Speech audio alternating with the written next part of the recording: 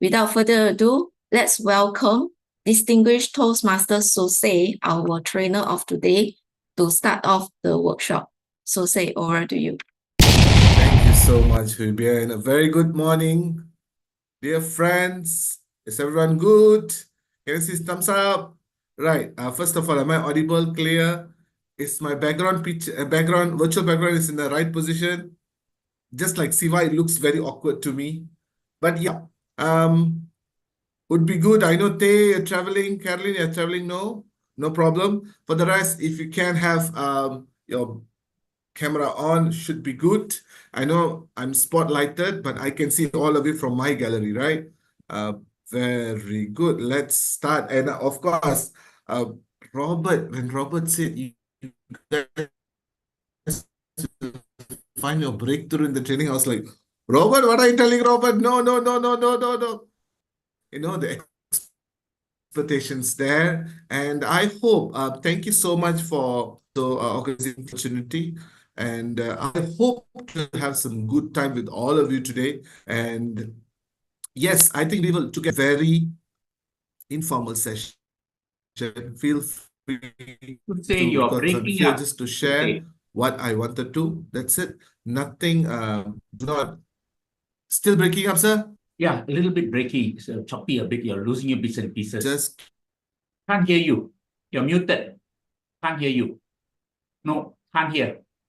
can you hear us? Now I can hear. Good. Right. I think I changed my connection.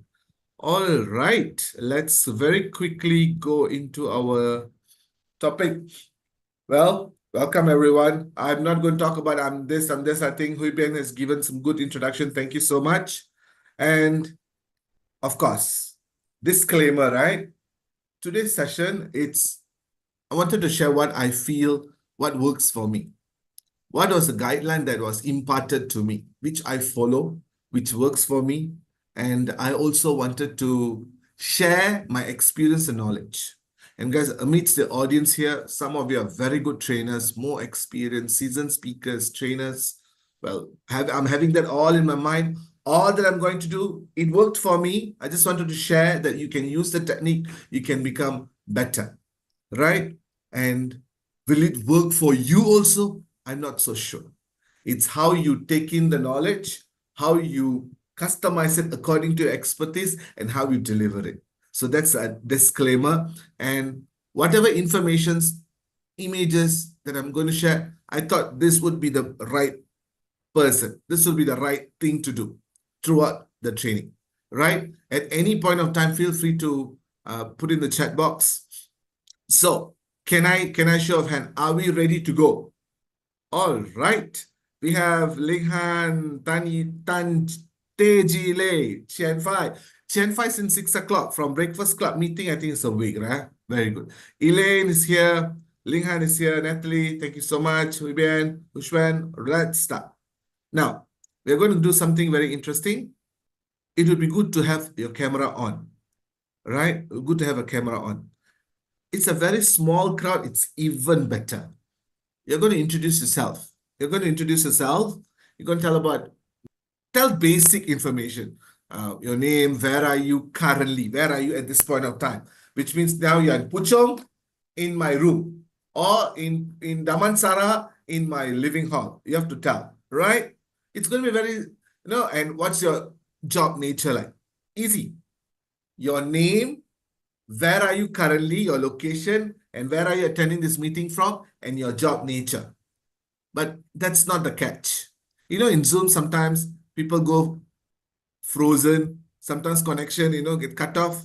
So every time I say frozen, you got to froze yourself purposely. Okay? You have to stop. Then I say connect back, you speak again. Right? That's the catch. So you don't say like, my name is frozen. You got to do that, okay? So let's start. Let's start with Siva. Yes, sir. Hi, I am Siva. Good morning, everyone. I'm Siva. Right now, I'm sitting in my home. Frozen.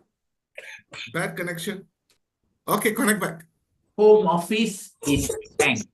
So that's what I am. That's where I am from. Hope I'm clear and audible. Back to you, Soosai. Very nice. How about Natalie? Hi everyone, my name is Natalie and Frozen. I like your braces, Natalie. All right, continue. currently I'm in my study room and in Klang. That's all. Right. All You. right. Okay. I'm going to do my introduction, right? You guys can say Frozen anytime, huh? So hey, hi guys. My name is Soosai. I'm from Seremban, from my room now at this point in time. Continue, sir. Can you hear me? Right. Good. Question. Good morning, everyone. I'm Christian. Currently, I'm in Subang area. I'm in Frozen. my Well, like posing for photo, lah. Question. Very good. Nice. Okay. Connect. and hope everyone enjoyed the session. And back to you. Hey, we have Subang, we have Kel, we have Klang. Jile, your turn.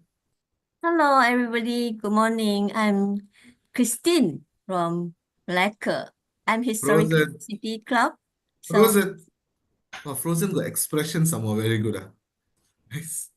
Connect back. yeah, I'm from Malacca. That is, I'm happy to join with everybody in this morning. Thank you. Thank you, Christine.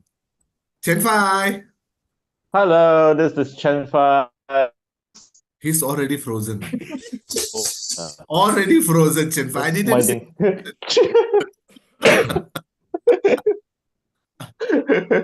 Well, just doing my morning things. Yeah, and attending your talks at the moment.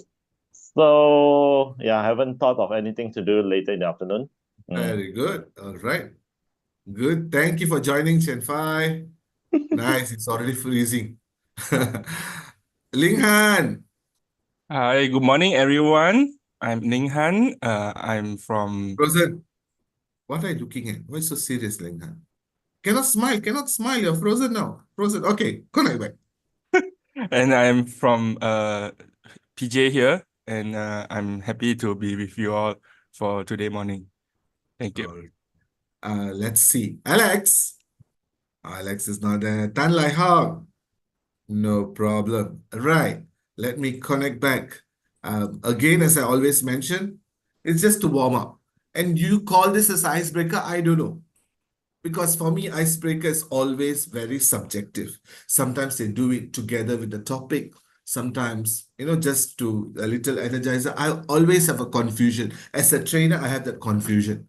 So what I decided to do, I do what is right at that point of time, right? According to the trainer. So this one is just to energize. It's good to see all of you smiling. You see Natalie's yawning now. I hope I make my training interesting. Otherwise, she'll be sleeping. You see, what I just did, I'm just assuring the audience, hey, I'm looking at all of you. It's not that, hey, you yawn, no problem. You yawn means it's okay. I cannot control that, right? But I'm just giving assurance as a trainer, as a speaker. I'm giving attention to all of you. And that's the quality of a trainer and a speaker. I'm giving attention to all of you. No one is missed out. So say it's just a handful of people can, yes, but how do you make it even better? From time to time, pinpoint to people, call out the names. Tell that you are paying attention to them, not to check if they're paying attention. No. Tell them that they are matters. That's important.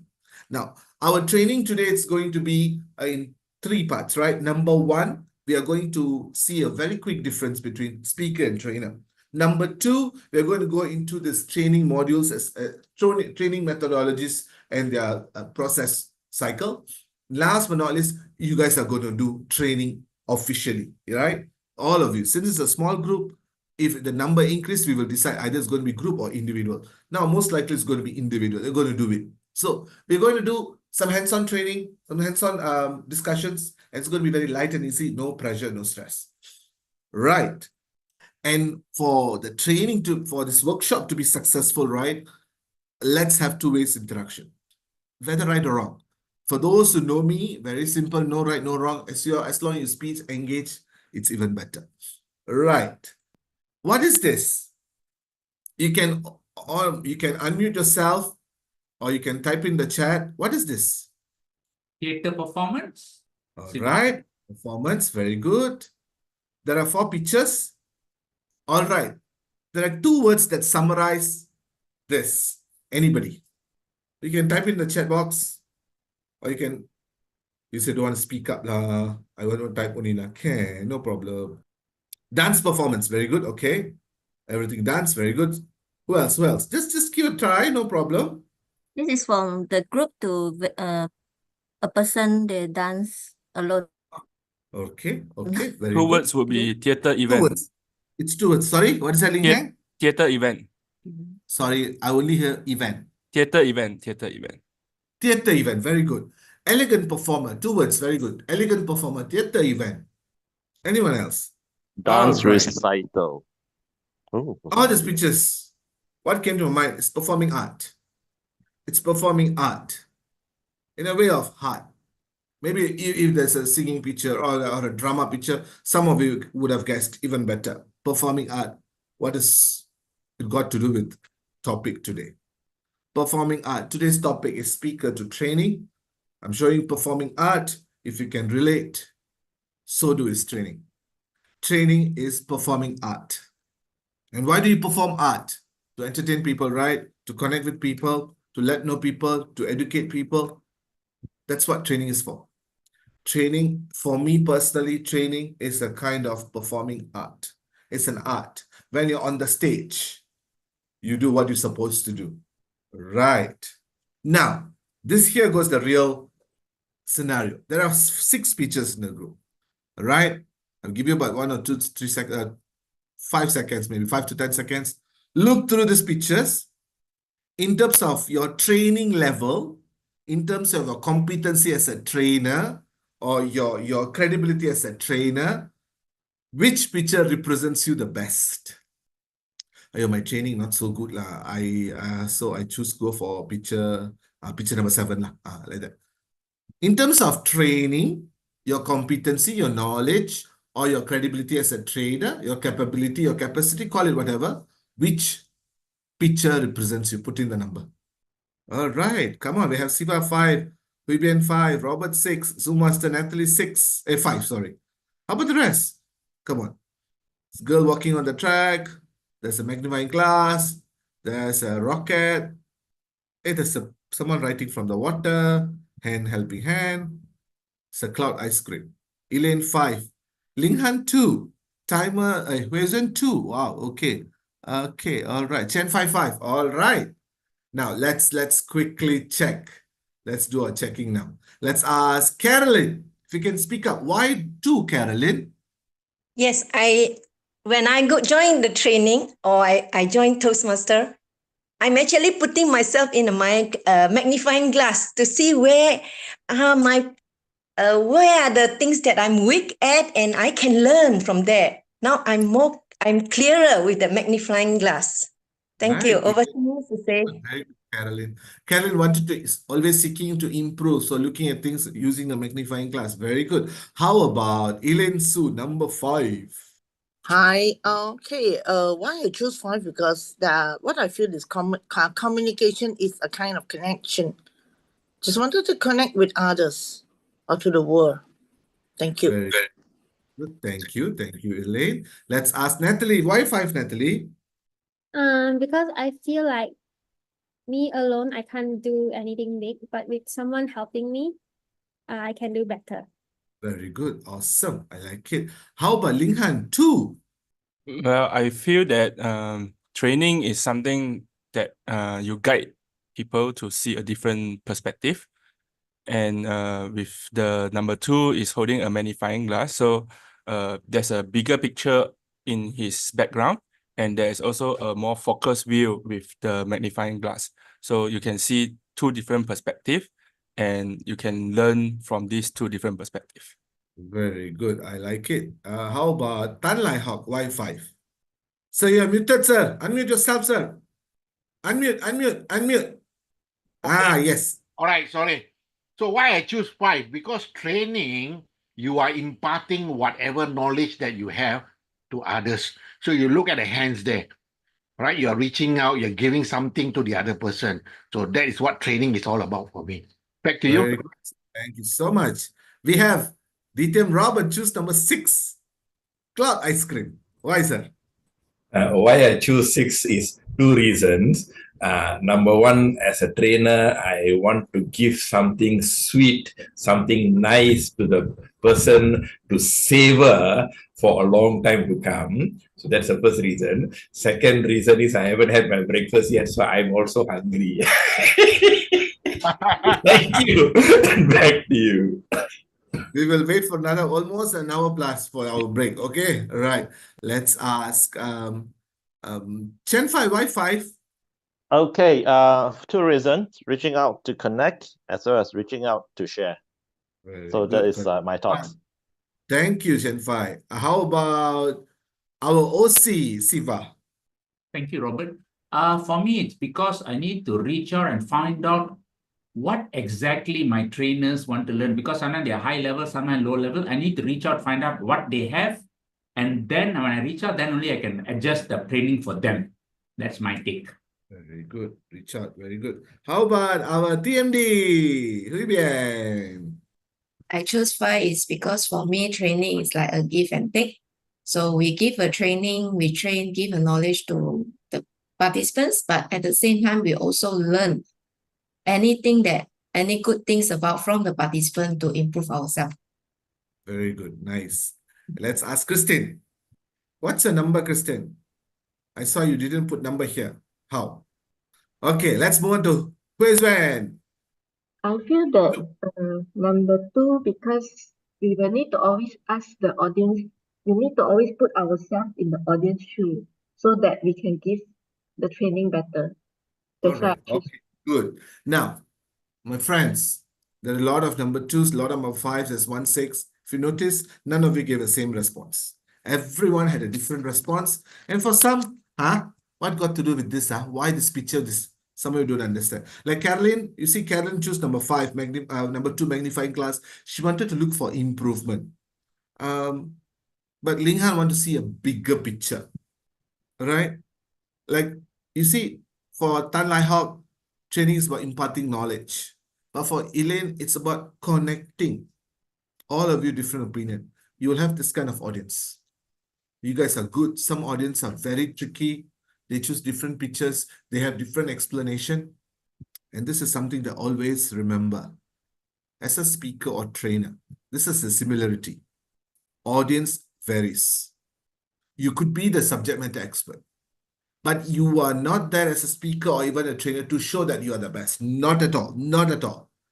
Training, speaker, the important people is the receiving end. The moment you understand them, the moment you accept them, the moment you acknowledge them, that's where, as a giver, you will do your best. Remember, audience different. And you can give feedback. There's no right or wrong. I've seen speakers or trainers, right? Sometimes they say, there's no right or wrong. The moment somebody says something, you start arguing. No, it's supposed to be like this. It's all based on experiential learning. And you have to understand that. Just like you, everyone has your own experience, which are unique, they are unique because you have never experienced that in their shoe. Maybe same situation, but not same results, same effect, same impact. Remember, audience varies. You could be the best in the world, but when you don't understand, accept and acknowledge your audience, things may get little rough. This is a very first reminder. It could be anything. It could be anything that people share. They are looking from their perspective. Put yourself in their shoe first. Right. Very good.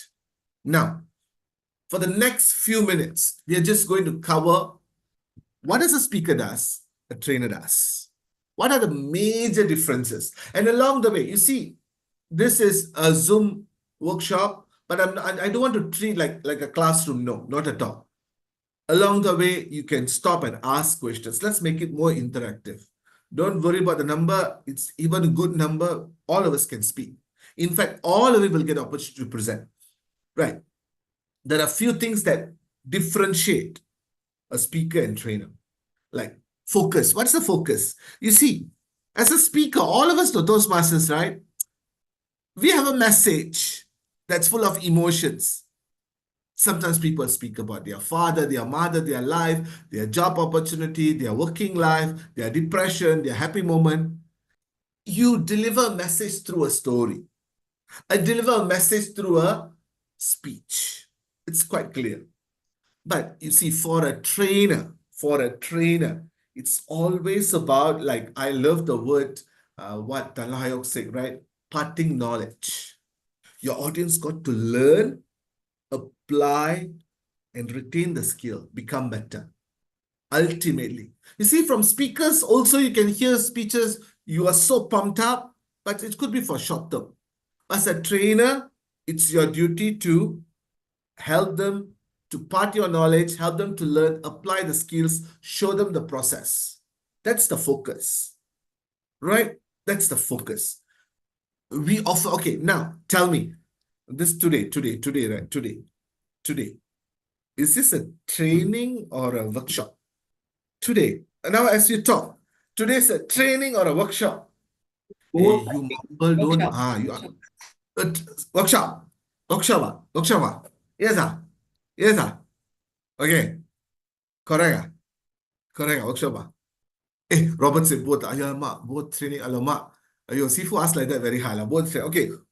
We will answer this right after we finish this first part, okay? Hey, put your answers there. You don't cheat. All of you put your answer. Let's guess. Put all your answers now. Workshop, good. You just guess. So you cannot guess both. Okay, very good. Very good. Workshop, very good. Just keep it coming. Okay, once you type. Okay. All right. That's a focus of a trainer, of a speech. When you do speeches in your club, 5 to 7 minutes, you have an objective to achieve, yes, but you always end with a message. And that is our golden rule. People always advise, always have a message. What is it in for me? A takeaway message. Hey guys, don't date 2 girls at the same time, or don't date 2 boys at the same time. It will give you a hard time. That's my message. Still a message.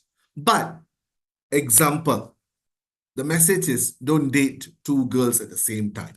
That's the message, okay? This could be a 5 to 7 minute speech. But if let's say a trainer, a training about dating 2 girls at the same time, tips and tricks. So what I will do as a trainer, of course, I'll share my experience first. Hey, I had 3 girlfriends when I was in my secondary school. 2 girlfriends when I'm at uni. I share my experience, and then I'm going to tell you the steps. What are the things that I do so that I can retain 2 girlfriends at the same time? Time management, money management. And then I will give you a scenario. I will give you an opportunity to practice those skills, right? In a training. But in a speech, I don't do that, right? So the focus is delivering message, but the focus for a trainer is to impart knowledge, help them to apply so that they can sustain the knowledge. Now, next, attributes. This is important. If you notice, a trainer will have an attribute of a speaker by default. Entertain, speaker always entertain, inspire, engage, inform, and all of this are part of your Toastmaster module. But as a trainer, also will have all 4 of this. But on top of it, a trainer focuses on educating. Focus on ensuring audience can learn, educating. Apply, a trainer guides. Retain knowledge or skills, a trainer help audience to develop. On top of all the 4 attributes of a speaker, a trainer focuses on educating, guiding, and developing. It's more about learning, to know something new. And I apply that so that I can practice that. But as a speaker, I share the message through my experience that's emotionally bound to all of us. Imagine, all of you have heard a lot of speeches in Toastmasters.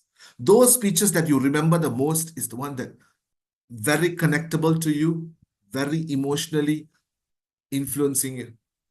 And a trainer who help you to learn, help you to apply, is emotionally connecting to you means that's why he won over you. He used those skills to help you to educate, guide, and develop. These are the 2 main differences. Now, what is next? Content structure and depth. You see, as a trainer, it's a very high-level speech. Again, why I'm saying this, it's because usually speeches are short, right? You see, when you attend a keynote speech, 20, 30 minutes, they will speak about the same idea. If you notice, there are a lot of experiential sharing. Sometimes they don't tell you the process. The speech can be short or long, but it gives you the high-level view. Guys, we have to practice emotional intelligence with all of us because emotions are our basic and we need to respect that emotion. Last week when I went for this makan place at my in-laws' house, the incident happened. Then the trainer starts. Now, going back to the speaker starts, sorry. Going back to the trainer now. Delivers in-depth, in-depth, step-by-step content designed for learning. Designed for learning. You see, you saw learning there, learning here, learning here. You're imparting knowledge again. When speaker speaks, guys, talk about emotional intelligence. A trainer comes in, he or she speaks about what are the process of emotional intelligence. What are the steps involved in emotional intelligence? And how does each steps work? And what are the example of each step? They go in detail. They design the program for you. You design what you want to give to them. That's why a speaker gives a high-level idea, but the trainer expand the idea. The trainer expands the idea. Always understand that. Next, if you notice, audience engagement. This is something interesting. Again, if you notice, often we are told as Toastmasters, always engage audience, ask questions, get them engaged. But remember, usually passive with limited interaction. I know, there was a last week or 2 weeks ago, the humorous contest, one of the contests. Hey, all of you have taken your breakfast, right? Only 1 or 2. For you, that audience is very engaging, but not everyone is responding. And then, hey guys, you guys are not hungry. You have taken your breakfast, right? You tend to emphasize more and more. Why? Because usually speech is passive, limited interaction. You don't have the time. 5 to 7 minutes. You want to focus on the interaction? You focus on your content. It's a challenge. It differs from individual. And speaker controls the whole thing. Because you know the speech. Where to go high, when to go low, when to do your body language. You control everything. When you want the audience to burst into laughter, when you want to emotionally connect to them, the speaker controls everything. But as a trainer, you have the upper hand. A trainer is a speaker himself or herself, have all the idea to control. But in training, it's about the participants. You would have prepared so much. Suddenly, somebody raise a question, and that becomes a whole new discussion. You are not prepared for that. Sometimes you can't control that. You got to understand that, hey, when that's happening, I cannot control this, is going somewhere else. As soon as you realize that, that's why you get the hang of the training. Because in training, it's always about, you ask questions, always ask questions. Hey, tell about these things. What's your opinion on this? What's the thing?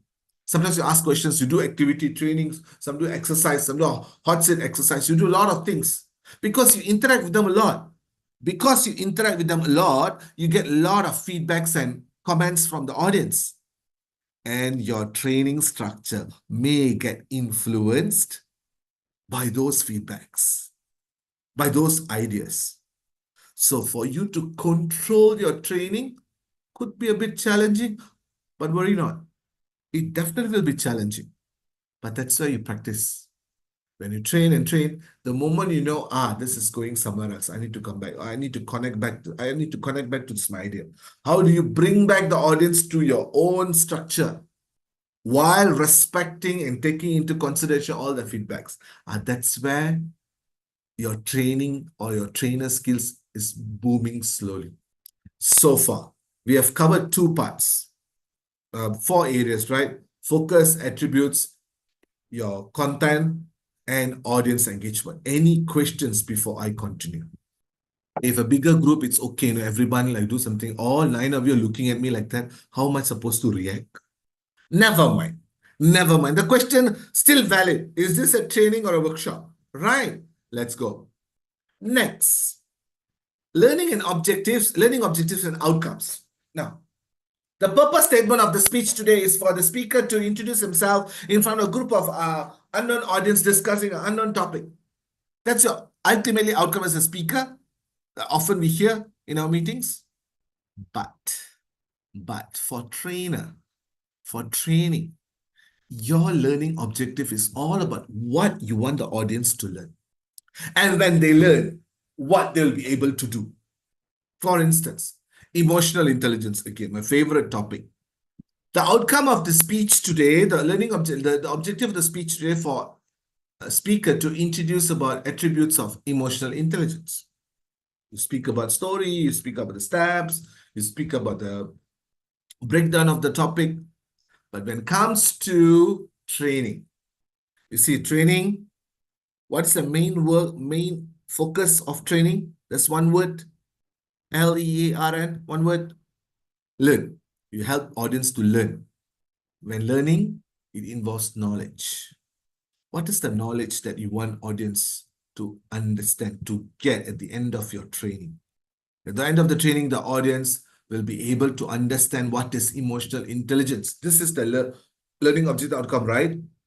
So the objective is for me to understand. So how do you know an audience understand about emotional intelligence? The ways to test it in the later part.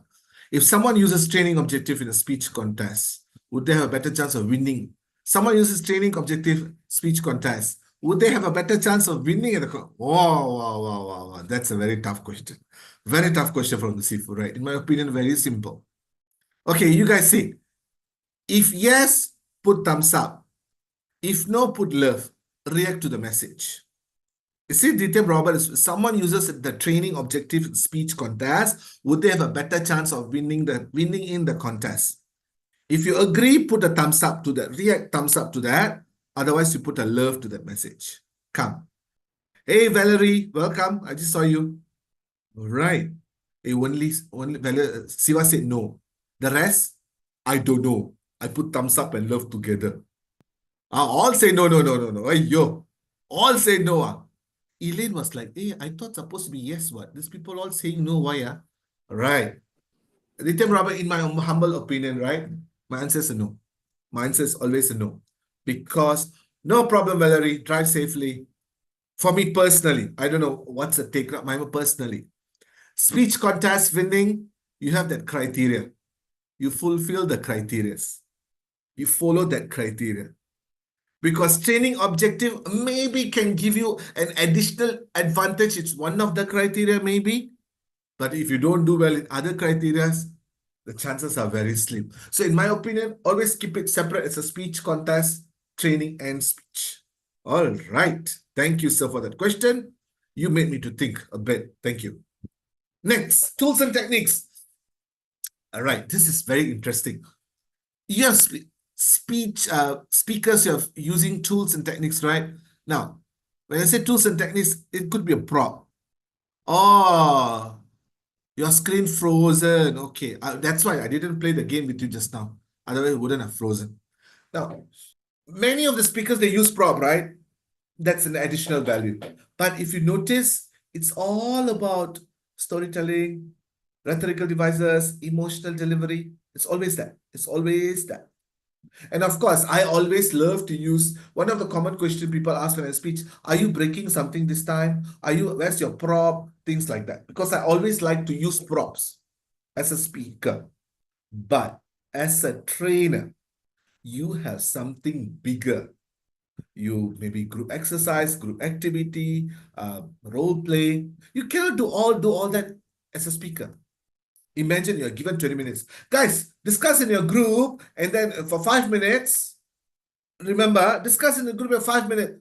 Now, tell me, you have to tell me this is a scenario. As a speaker, you are given 20 minutes speech, 20 minutes. Guys, discuss in a group for 5 minutes and then each group will present for 30 seconds your ideas, all right? Discuss in a group, 5 minutes.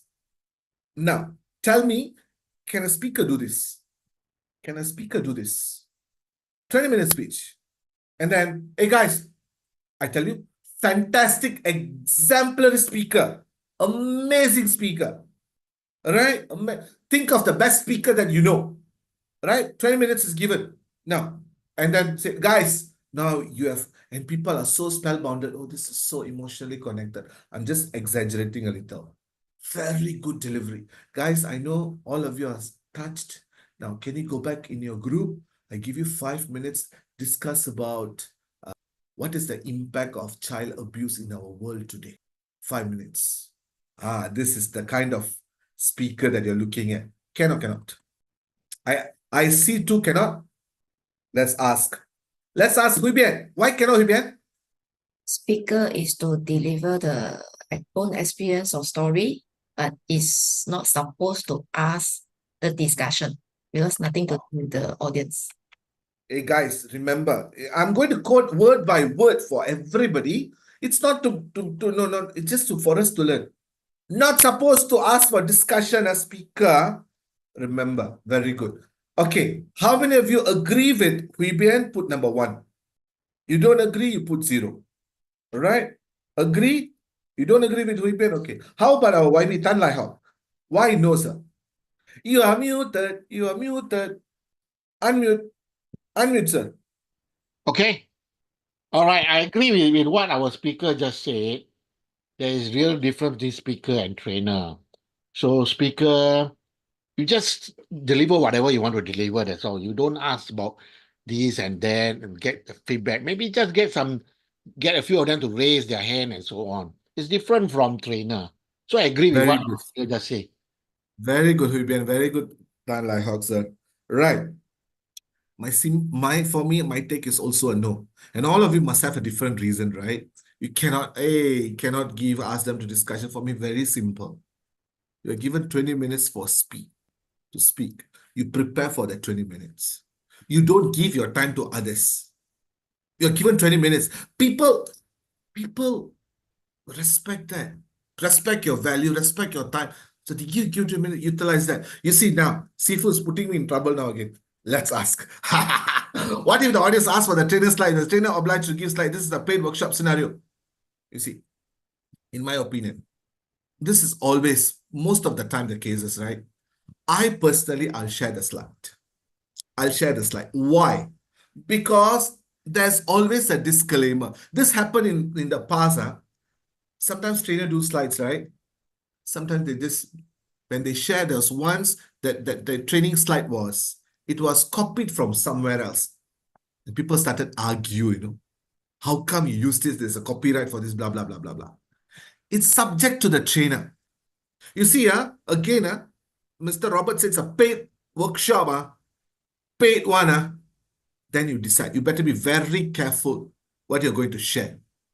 Maybe selective slides, because I always have, when I go for training, I always have one main slide to present, another one, a mini version of the compact slides with the pointers, that's it.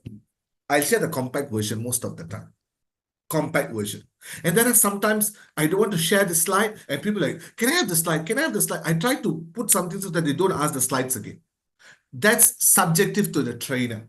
Especially when there's a paid workshop, your clients, your audience tend to demand more. Be very mindful of that.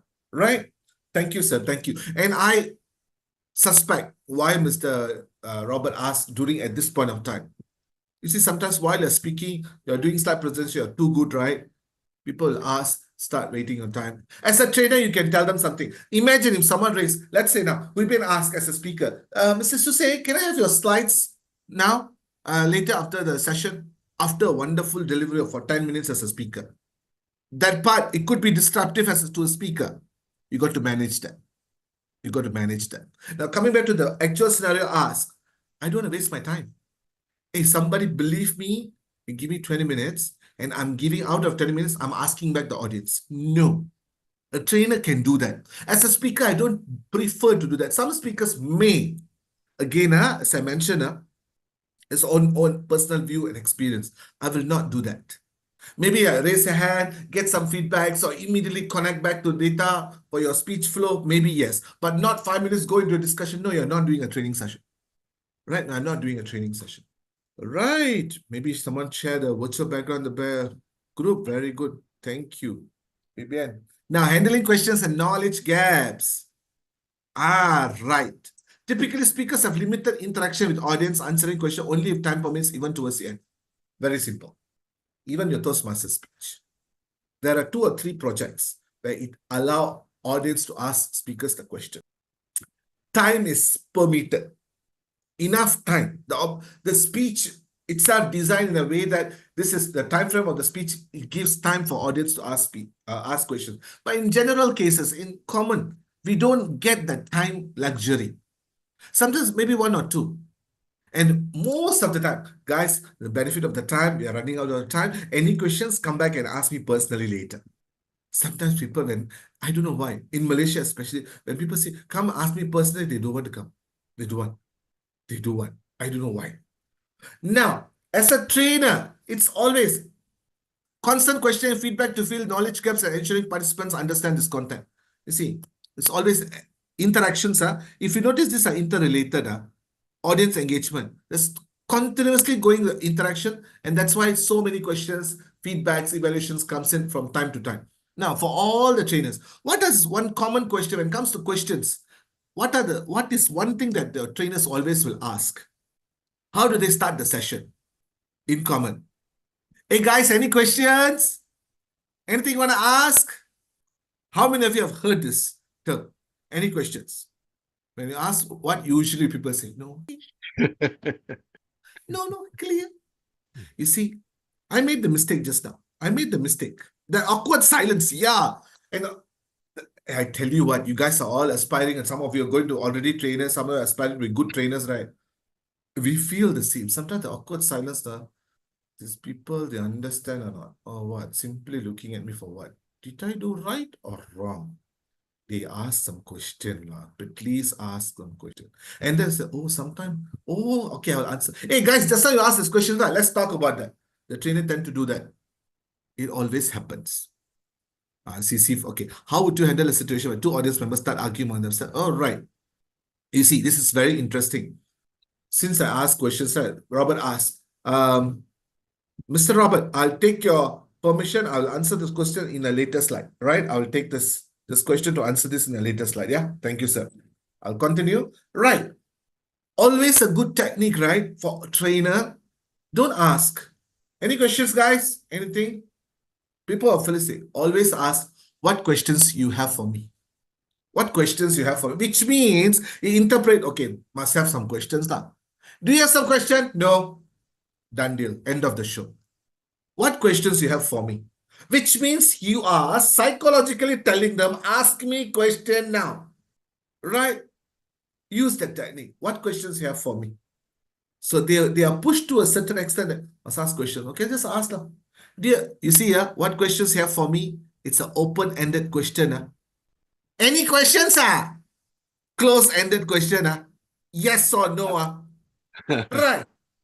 Okay. Very good.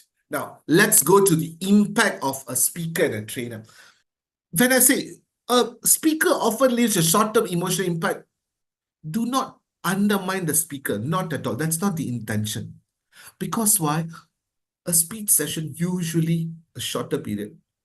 You see, why many of us always remember World Championship speeches, because we often hear it in YouTube. People put that to reflection. We go through it a few times already. But speaker himself or herself on the stage, or even in Zoom, got limited time. But why training got long-term impact? Because participants participate together with the trainer. In that process, a group discussion, a case study, a role play, the group exercise, a facilitation session. That's why a trainer always leaves a long-term impact, because trainer impart the knowledge, guide them in learning, help them to develop the knowledge and sustain the skills. That's the reason. Of course, as a speaker, we have our favorite. Our favoritism is based on maybe the content, maybe the style, or maybe the physical. We wouldn't know. But one exception, I can tell this, one exception, maybe some of you may or may not agree. One exception for this. One speaker in Toastmaster fraternity, right, who leaves a long-term impact, who always, that people remember the speech, is 2014 World Champion of Public Speaker, Dana Jaya. I see something in you. It's still considered, I mean, looking at the comments, every time his name will come in. For me, Dana Jaya is the best so far. For me, Dana Jaya is super. I still remember. That's once in a million, like a diamond. Once in, amid the golds, it's a diamond. Rare occasions comes in. And when Dana Jaya was asked about this question, I saw one of the interview, why, what made your speech so special? I said, I had no clue. I just shared what I went through. And apparently people are able to connect. Right. Next, measuring. How do you measure success? You see, after each speaker, right, you do measure success, you see, not evaluation. Evaluation form, people give up. But measure success is how audience reception, audience engagement. You see, every time you give speech, you come down. Toastmasters sometimes, not Toastmasters, all the time Toastmasters. For Toastmasters, always successful. Every speech is fantastic speech, bro. Wonderful. I like your speech. As soon as back to you, contest Toastmaster. Back to you, Toastmaster of the evening. The moment they're coming straight, very good speech. During the network, I really like it, very nice. You know your speech was a success. Audience engagement, that feedback. But for trainer, often you get evaluation form. That's one thing. That's common. What do you like in today's training? Rate speaker's competency from 1 to 5. 1 being strongly agree, 5 being strongly disagree. What are the things that we can improve? Common. But actual success, does the audience or the training participants understood the learning outcomes and applied them? The actual success for today's session, right? If I see Natalie giving a training in her club, I happen to attend, I see she imparting this knowledge, she's doing that. Hey, she's applying. That's where success. As a trainer say, I delivered my best today, or the training was good. Very good. I agree. That training was success. It's a question mark because it's not immediate measurement. It's not immediately measured. Maybe through evaluation, yes. And let's be very open and honest. I know. Sometimes evaluation we write for the sake of writing and filling up the form. Oh, the speaker was fantastic. Really, I just put. Measuring success for training, it will take some time. When your manager, when you do a training for teamwork in a corporate organization, a trainer, after 2 months, call the manager, call the HR. Hey, how's the guys doing? After the trainer, do you change? After the training, do you say changes?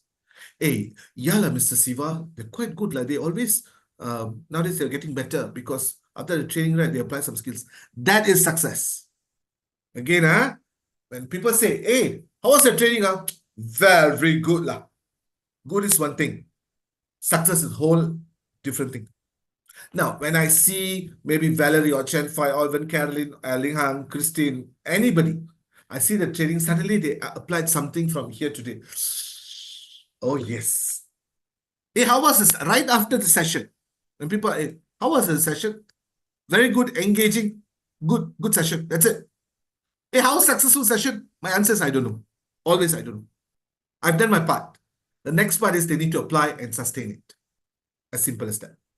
The last one, practical, right? You give audience general idea. There are no practical steps. Okay, since we speak about Dhananjaya, right? Dhananjaya said he was in a prison, the mom came and saw him, and then said, I see something in you, and you have something in you. When somebody said, I have something in you, you feel so like, oh yeah, I have something in me. So what? What's next? What are you going to do? Dhananjaya did his best one. But what is it? It stops there. Focus on ensuring participants can practice and apply. Yes. Now, in a training program, what Dhananjaya will do as a trainer? What is the very first thing? I see something. What is it? The very first step. What do you want? The second step is, what do you need? He goes step by step to identify, I see something in you. Because you are going in parallel with the audience or the training participant. All right. Now, let's see. First, you have content structure, we covered. Audience engagement, we covered, right? Learning, learning objective, tools and techniques, handling objections, questions, impact, and of course, measuring the success and practical application. Now, we have covered almost 10 points here.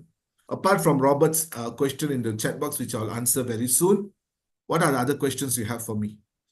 What are the different skills required to teach adults compared to teaching children and teenagers? Right, sir. This is something I'm covering in my next few slides. Also, I will cover this. Yes. What are the other questions you have for me? Let me know. All right. I see that all of you still awake, or some of you taking your breakfast. How to handle awkward silence better? Okay. Where is that? It is a very common awkward silence. You see, whether you're a speaker or trainer, you are there for a reason, and you will be the master of the stage. Right? Hey, you have any questions, sir? Anyone, any questions? No? Very simple. At that point of time, sometimes you cannot get any questions from them. Trust me. Some audience will be like, they'll be a good audience, but they don't want to ask. But at that point of time, that's why I always use the techniques of calling people's name. I always call people's name. I just connect quickly with them. People start giggling, laughing. You break that silence. At that point of time, my intention, I want questions, I focus on the question. But sometimes it's really awkward. I break the silence by engaging them with anything else. Maybe calling a name or some questions, relate to their previous experience. You, as a trainer or a speaker, you don't go into that silent mode. You don't go into that. You are always engaging them. So when you're always engaging them, you don't step into that awkward silent mode. For you, it's always engaging. So you need to keep that engaging.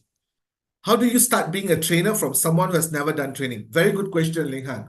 Now, Linghan, the very first thing I always, when I was given this opportunity to write this program, to conduct the session, right? These are the 10 things that I covered.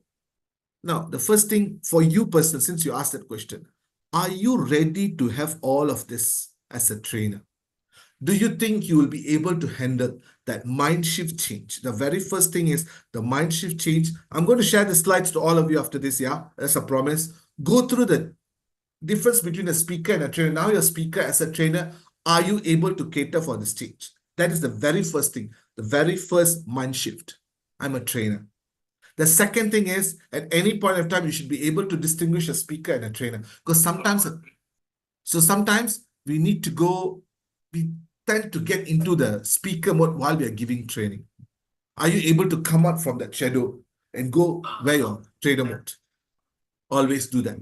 Very first thing, when I share the slides, compare all the 10 characteristics of a trainer. Are you there?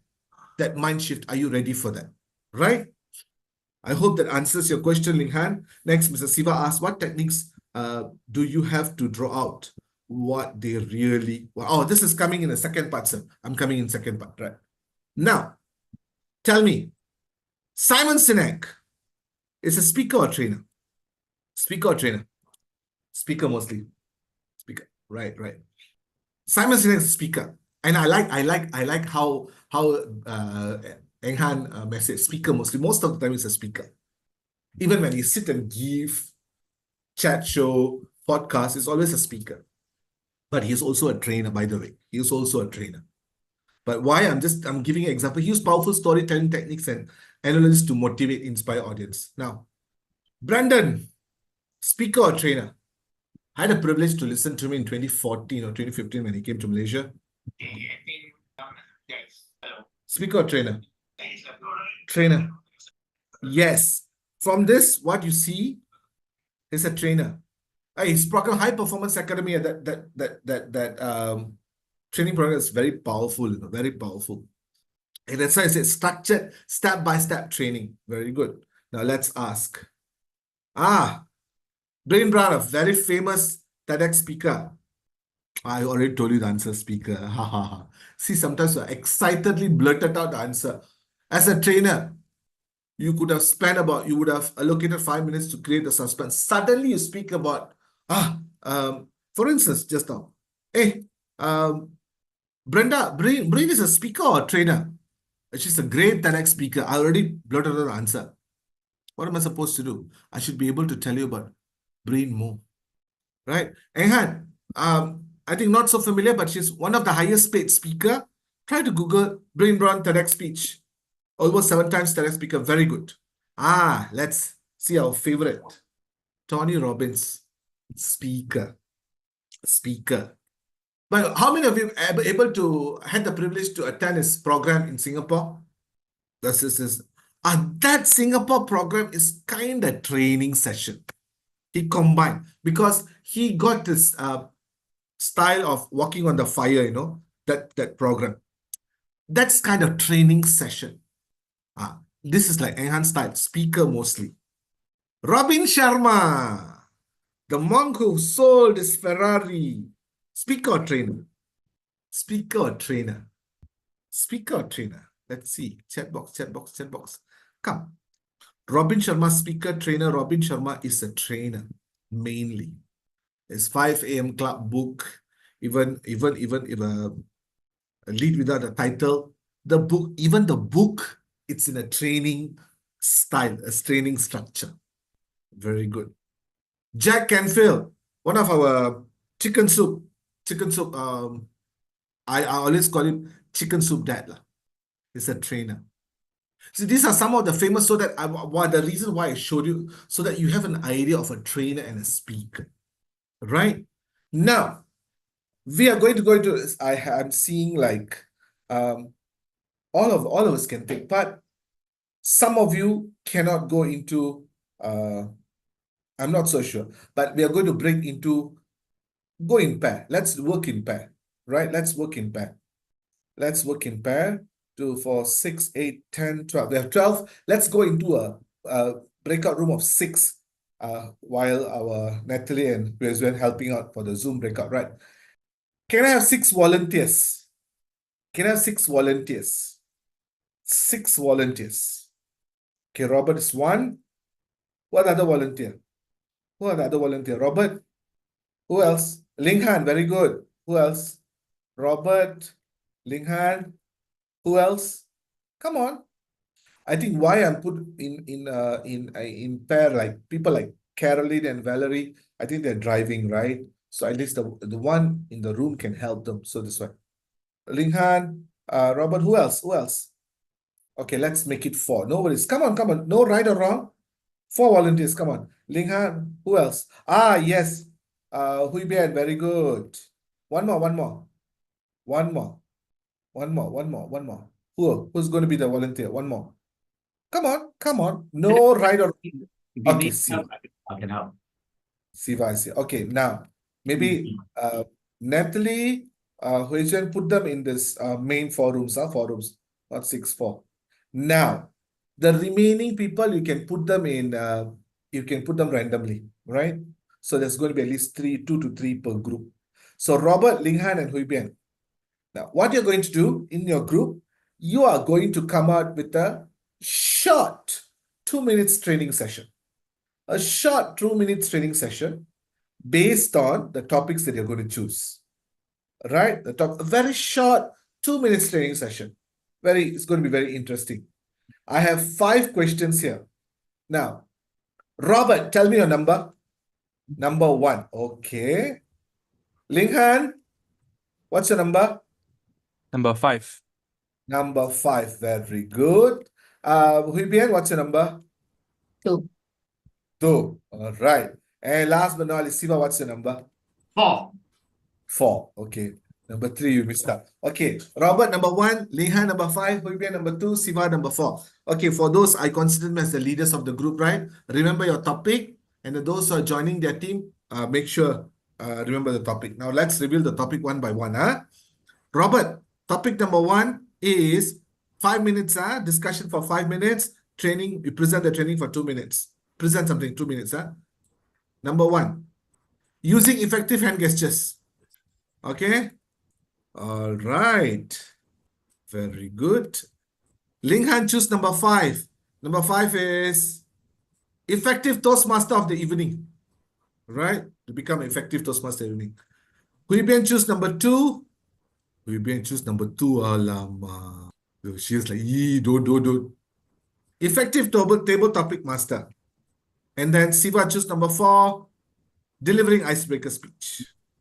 All right. You see, I already put it in the group so you guys refer later. So now you guys go into a group randomly with all 4 of them. That's the topic. Deliver training. One expert or anything up to you in 2 minutes. You have given about 8 minutes for your discussion, 2 minutes for your presentation. Right. And the only criteria, the only prerequisite, all of us, we don't know each other. We're not even Toastmasters. We are new, fresh Toastmasters. We don't know each other. That's right. Just do it. So Robert's team will do by effective hand gestures. Linghan's team will do how to become an effective Toastmaster of the evening. Vivian's teams will do how to become a good table topic master. And last but not least, Siva's team deliver icebreaker speech. We are new Toastmasters. We have Toastmasters for 2 months. That's it. Yeah. We are Toastmasters for 2 months. All of us are new Toastmasters and we barely know each other. And you guys are going to give us the training. All right. If the breakout room is ready, then we can go into this breakout room accordingly. Natalie, why are you sad? Don't worry. No problem. I can't seem to assign Robert in the room. I think they need to go in themselves because they are co-hosts, so we cannot assign them. Okay, I'll go okay. to the room ourselves. Just open up the rooms. Yeah, just open the rooms, yeah. We'll find our way in. Okay, right. room 4. Okay, I'm going to room 1. Fine. I'm going. Caroline, Christine, Valerie, and Lai Hao. Still, very good lah. They're doing hard work. You got one not assigned. Okay. You guys go into any room that you want lah. But I've asked Robert to give me the co-host also. I want to go room from room. Co-host need Robert to give. No, it's okay. You guys know, no problem.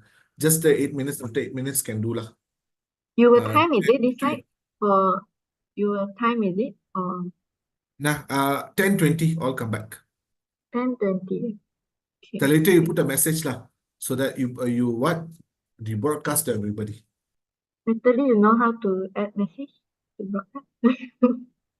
Hey, but you guys can as a co-host you can announce in the group, right? You can put everyone send message in the group. Oh, okay. As a co-host. Yeah, I click the broadcast, is it? Correct. Broadcast lah, correct. Okay. So we just enter any room, right? Hey, Sven, cannot register someone for Hall of Fame. Soosai. Yeah. Soosai. Right, some of you. Yeah. I brought back. You put Anita in the room. Sorry, I think next round one of us must remain in the room now. Like Anita just walked in. I think nobody there. You moved her into a room? No. I think both Sven and also Natalie went on. Hi, Anita, welcome. Good morning. Sorry, I'm late.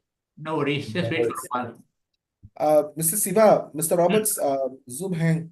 Oh, okay, I'll go inside there. I'll go into what room is he in? I got no clue because I'm not a co-host. Okay, I'll go inside and have a look. I'll go inside. Wait, let me go inside there. Room 4. I'll go inside the rescue room. Bomba. Let me go there. Elaine, okay? Chinfai, okay? Yep, we've gone through that session. Chinfai is always on the move, but he never fails to be there. And he's up from 6 o'clock. So, hey, Chinfai is supposed to attend the meeting today at 6 o'clock, but I was up and doing office work. I forgot, otherwise I would have joined. Actually, to spill the beans, actually this morning I didn't manage to make it because I have something on. So the first meeting that I missed. Okay. Yeah. Which meeting is this morning, 6 a.m.? So yeah, we are trying out the weekends sessions because all this while we are running on Tuesday. So the team says like give an options. Why don't we try on Saturday and see how's the crowd like? Oh, which club is it? Breakfast Club. Oh, Breakfast Club. Oh, I see. Yes, it's still ongoing. Potential, but I'm sure it's going to be official. Yeah, putting in effort. Yes, work hard. Right. I thought of going to the Division B contest this morning, but something your email prop up. Then I come back here. I thought I'll go and watch that. See? Yeah, I'm your Ah, support. Oh, yeah. so, right. Okay, let's see if they're back. Enghan is back. Lahab is here. Oh, they already closed the room. Very good. Who are our trainees, Soosai? All of us, All the of rest us. of except for your group, the rest of us. All right, I think we are back. I think we have some technical difficulties. Let's the team settle at the background, no problem. Very good. Mr. Robert, you're back. Very good. Now, okay, then I take back my word. No technical problems on, okay? All right. Let's start from the first group, right? Maybe timer can help me if you have the card, red card and blue card, right? It's 2 minutes, just like table topic, okay? But this time very strict. 1 minute green, 1.5 yellow, and 2 minutes red. That's it. And there's no additional buffer timer, 2 minutes red, that's all. No, this is not contest. Let's start. Maybe let's Natalie, choose a number between 1 to 10. Number 5. What's that? Number? 5. Number 5. Number 5. Okay. There are total of 15 people in the group. Okay, 5 plus 15 is 20. 20 divided 2 is 10. 10 minus 6 is 4. Did anyone choose number 4 now? Nobody. Nobody. Hey, number 4 is Siva. Siva's team, yes. So you're muted. Okay, so who's going to do the presentation, sir? As a Chen trainer? will start. Chen will start, and then Elaine, and then I'll wrap up. We've already planned All it right. out. Fine. Quiz1 will be raising her hand, so you guys notice your timing. Your timing 2 minutes starts. Ladies and gentlemen, today we have a great session about how to deliver effective icebreaker speech, and we got beautiful trainers today for subject matter expert. So it's my pleasure to invite to deliver an exceptional training on delivering an impactful icebreaker speech. Put your hands together for our trainer, Chen Foy. Good morning, ladies and gentlemen. Icebreaker speech is the very first speech for us to introduce us to the audience. Okay, how I depart the gist of it is always provide them with a structure, and by providing them with a structure, I would mean going into the opening, the body, as well as the conclusions of their speech. With that, it will help them to get jump started.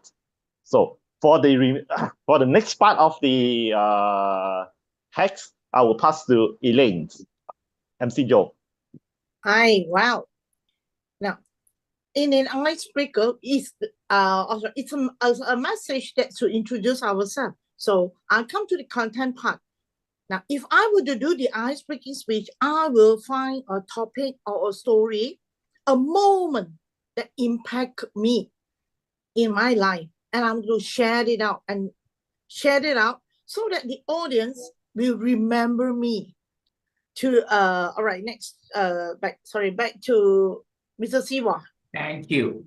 And the third, so we got the theory part of it, the structure, how you're going to organize your speech. And then Elaine shared a bit about what you should put inside there. Now for the third part, we are going to have the practical part. You guys are going to prepare a mini speech introducing yourself. You're going to come out and speak. Just whatever comes to your mind, you're going to share. And then we're going to give you feedback on it, because the whole theory of Toastmasters is monkey see, monkey do. So now we are going to go into our breakout session, of course, after the session is over. And let's carry on with that. That's the end of our session. Yay! Well done, well done, well done, well done, well done. Okay, guys, I hope you take some notes here. Take some notes, what they did, everything. Just take some notes, scribble. Now, let's ask Elaine, your favorite number between 1 to 10? Number 5. Number 5 plus 8 is 13. 13 minus 7 is 6. 6 minus 4 is 2. Number 2, Hui Bian. Table topics.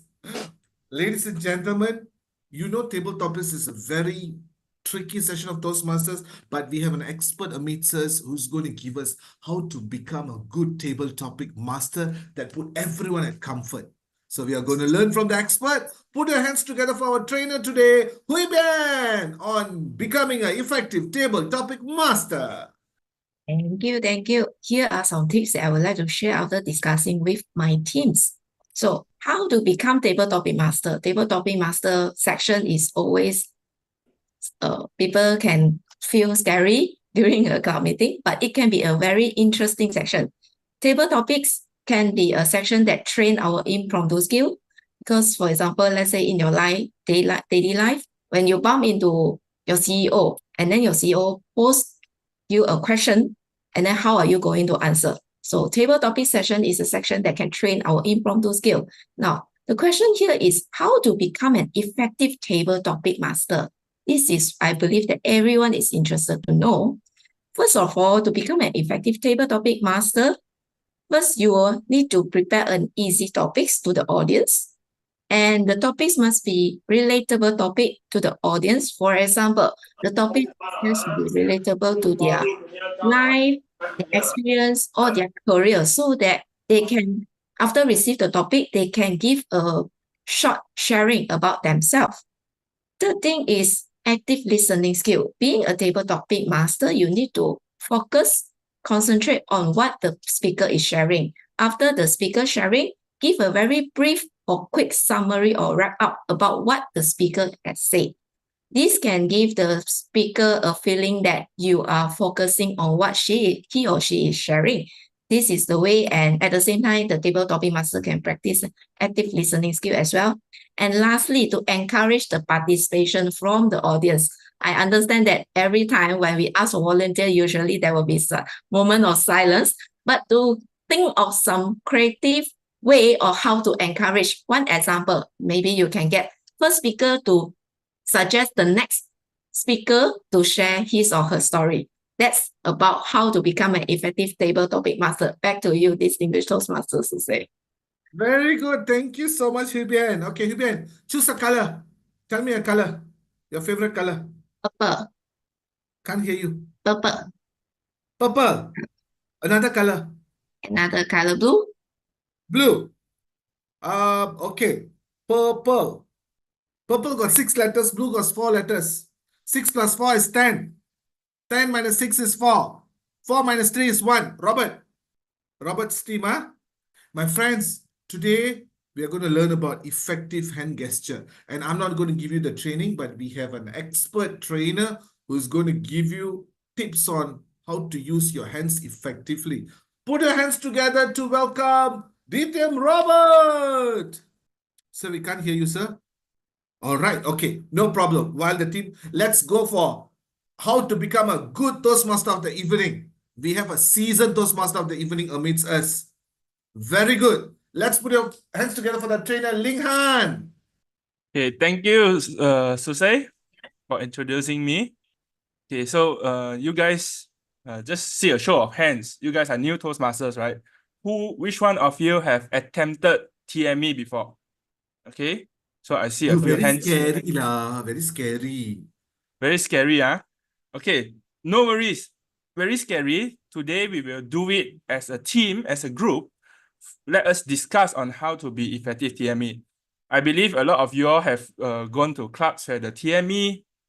Let us see a show of hands. Have you ever met a TME that has successfully made you sleep before? Anyone? Successful made you play with your phone. You just want to ignore them, right? See, Soosai has a show of hands. So today we are going to talk about effective TME. But let's just not have me talk all the time. Let's have some audience opinion. What do you all in the room think is some of the points for effective TME? Maybe can I have Elaine? Elaine, maybe you want to share with us what do you think is effective TME? Well, an effective TME is somebody that could give a brief story of the history of the Toastmaster Club, and to make it interesting by showing some slides, it will be more interesting rather than just speaking. And of course, clarity, volume of voices, speed, and all these do counts with good vocal varieties and hand gesture. Thank you. Back to you, Okay, Mr. thank you, Ling Han. Elaine, for sharing that effective TME should be creative and should have clarity. Okay, so maybe later we can split you guys into 2 to 3 per group, and maybe you all can practice on how to be clear and how to make the history lesson interesting. What else? What else do we have from you guys that you think is an effective TME? All We have one right. last point. Yeah. So that will be the training. Very good. Well done, Lehan. Well done. And last but not least, who's coming from group number 1? Valerie is left. Robert had to log out. He's trying to start as Robert. I'm not sure there's a third member or not. Is there? No, Which no one is problem. it? Doesn't matter. We'll come back later. No, unfortunately. no worries. Okay, guys, you have seen 3 trainings. All 3 are good.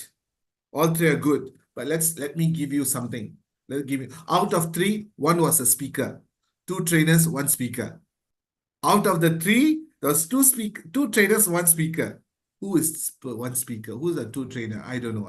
Think. And for the thinking, you're going to get a break now. Okay, with that, I'll pass back to Toastmasters of the day, Hui Bian, for the announcement of the break, and we will resume back. Thank you, Toastmaster. So say now we will have a 5-minute break. So we will be back at 10:40. Your coffee, tea, McD, everything grab Yeah. quickly. Okay, see you later. See you later. Robert, you okay? Yes, now everything is clickable. Excellent. All right. 10:40 will come back lah. Now everything is clickable. Okay. Magic cure. Restart. Always the magician cure. Okay. See you all back in a few minutes. Okay, so now everything is working. So small panic session just now. So, Robert sir, how's the Hall of Fame tomorrow? All okay? I'm ready with 5 boxes going to go in my car. You are one of the recipients, so what's happening now? Now I'm hanging. So yes, you are one of the recipients, PD Toastmasters Club. So please come. As per your request, the banner that you will be getting will be NSCS banner. So that one, you make arrangements to pass it to NSCA lah. You donated your banner to NSCA, remember? Yes. Correct. Okay. So 5 boxes going to go in my car. Anything more than that, I have to rent one Lala Move.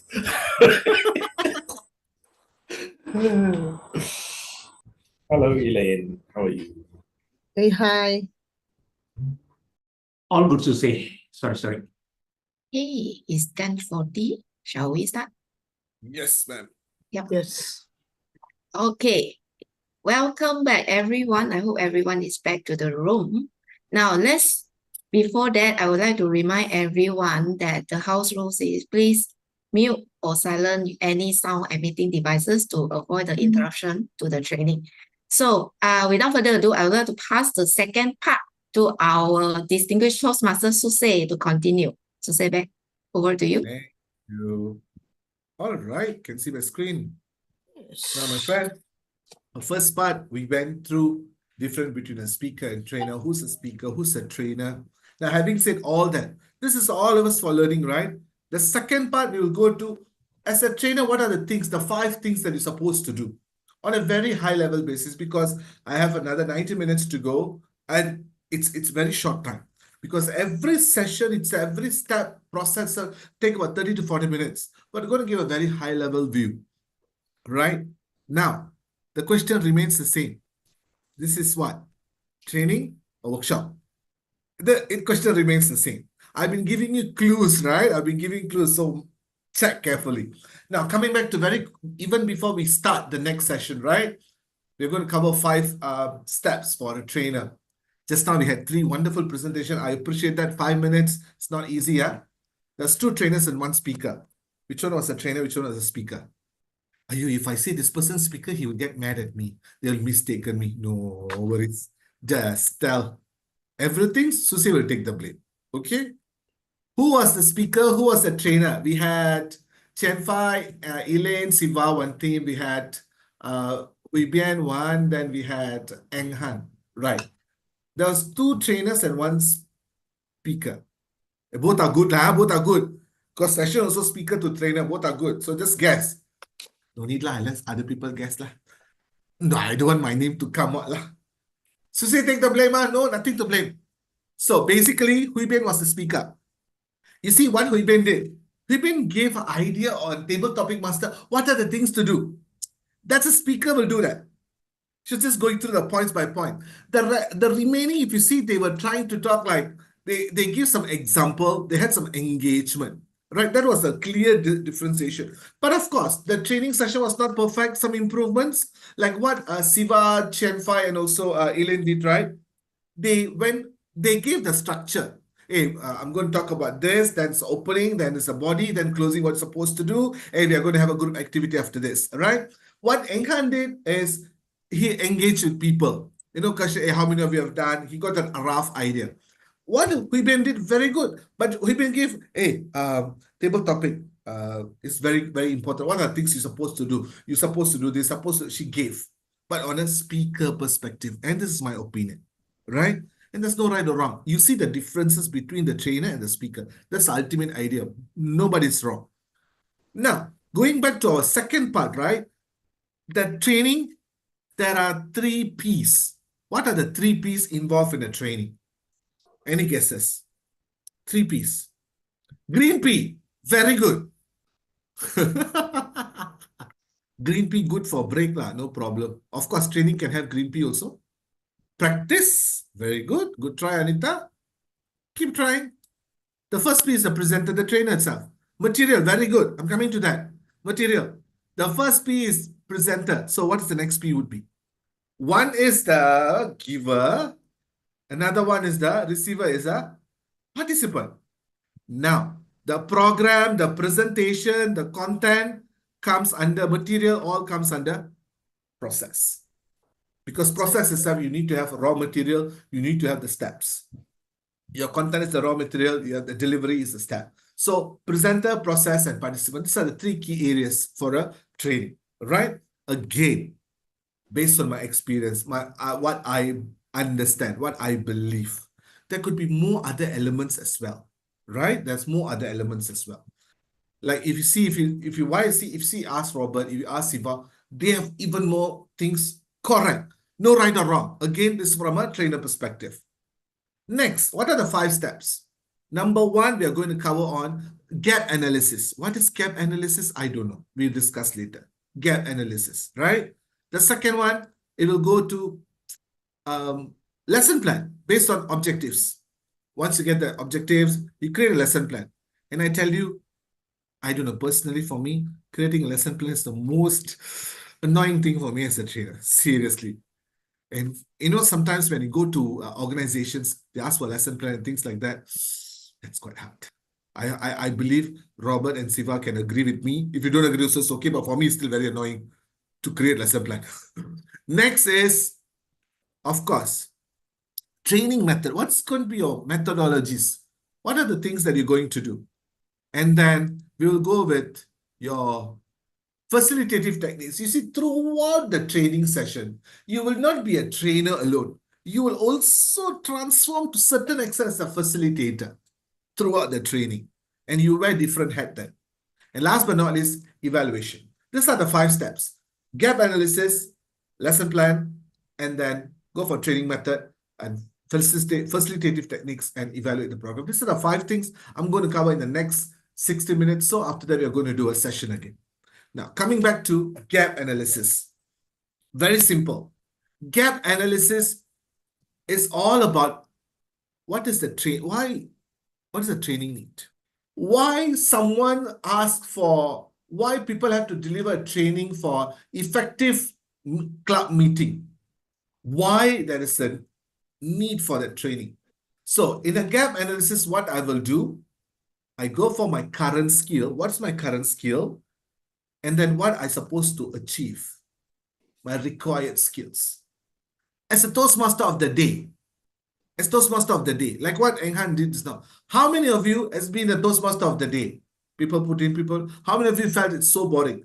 Out of 9, maybe 5 says boring. And automatically, no, 5 find it very boring. Now, how to make Toastmaster of the day even better. So I know what is the area of focus. And how do I know this area of focus, right? This is quite interesting. Just give me a moment. Right. I'll share again my slide, sorry. Why I have to raise this is because without knowing why I need to give a training, I cannot create my lesson plan. I cannot create my learning objective. Now, I have shared, you see, there was one question from Mr. Siva earlier, right? And how to know what techniques do you have to draw out what they really want to know. You see, these are some techniques that you always see in the book. These are some examples, right? Now, one of the best way for me to draw out what they really want to learn is during an icebreaker activity. You can write it in, I'll try to be quite flexible. You can write it perfect lesson plan on paper. You know, do survey and then ask some questions, talk to the HR, talk to the club leader, talk to the district leader, talk to the PQD, talk to the area director.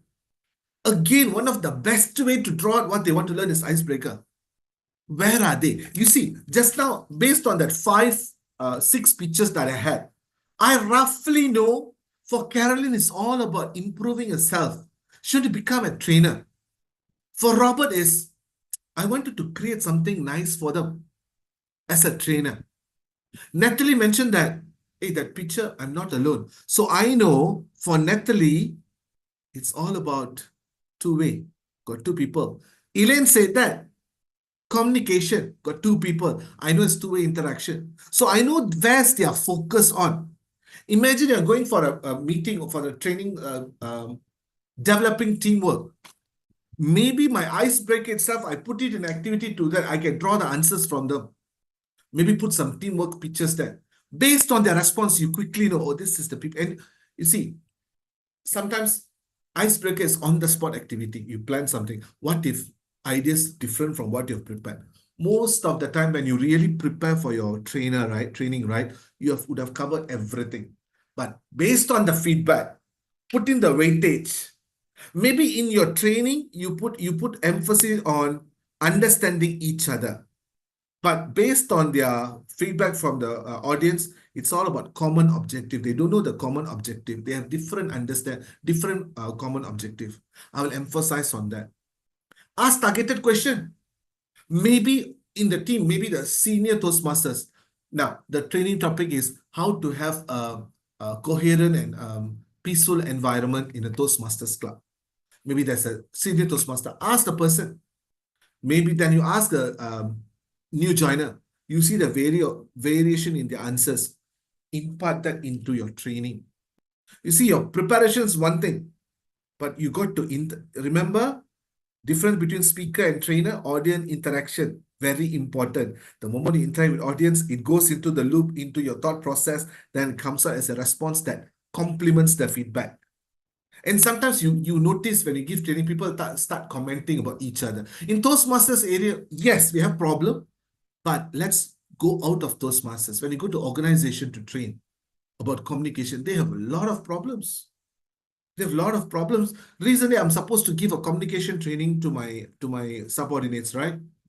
And these people, the way when they do presentation to the client, this one, and the client is actually a board director.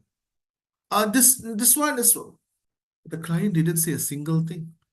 The client's assistant came back to me and said, we need communication training for these people. I see in real. And then I get feedback from the team leads. Then I apply.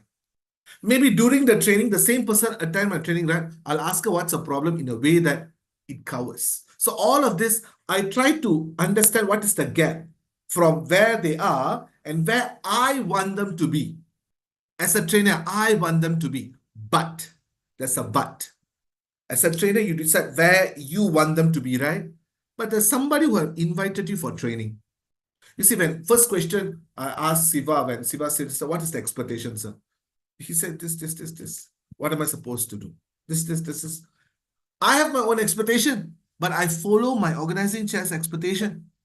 You as a senior Toastmaster have an expectation, but follow those person who invited you to deliver the training. And based on that, you try to understand the gap, then you start preparing. Sometimes sending questionnaire, Google form, get feedback, it works. Sometimes it works, but you may opt to for other activities. Any sample question I can share? I can share in the group, no problem, sir. I can share after this. There are some examples for me. I'll share because it's a very small group. I think I can take photo, will remember. I'll share, no problem. Right. Number 2, I have a lesson plan objectives. Oh, this is quite interesting. This is quite interesting. For all the trainers, this is all like done deal. Sometimes learning outcomes and objectives, it's just for the sake of paper, but start very honestly. You see, what usually we'll do for lesson objectives, right?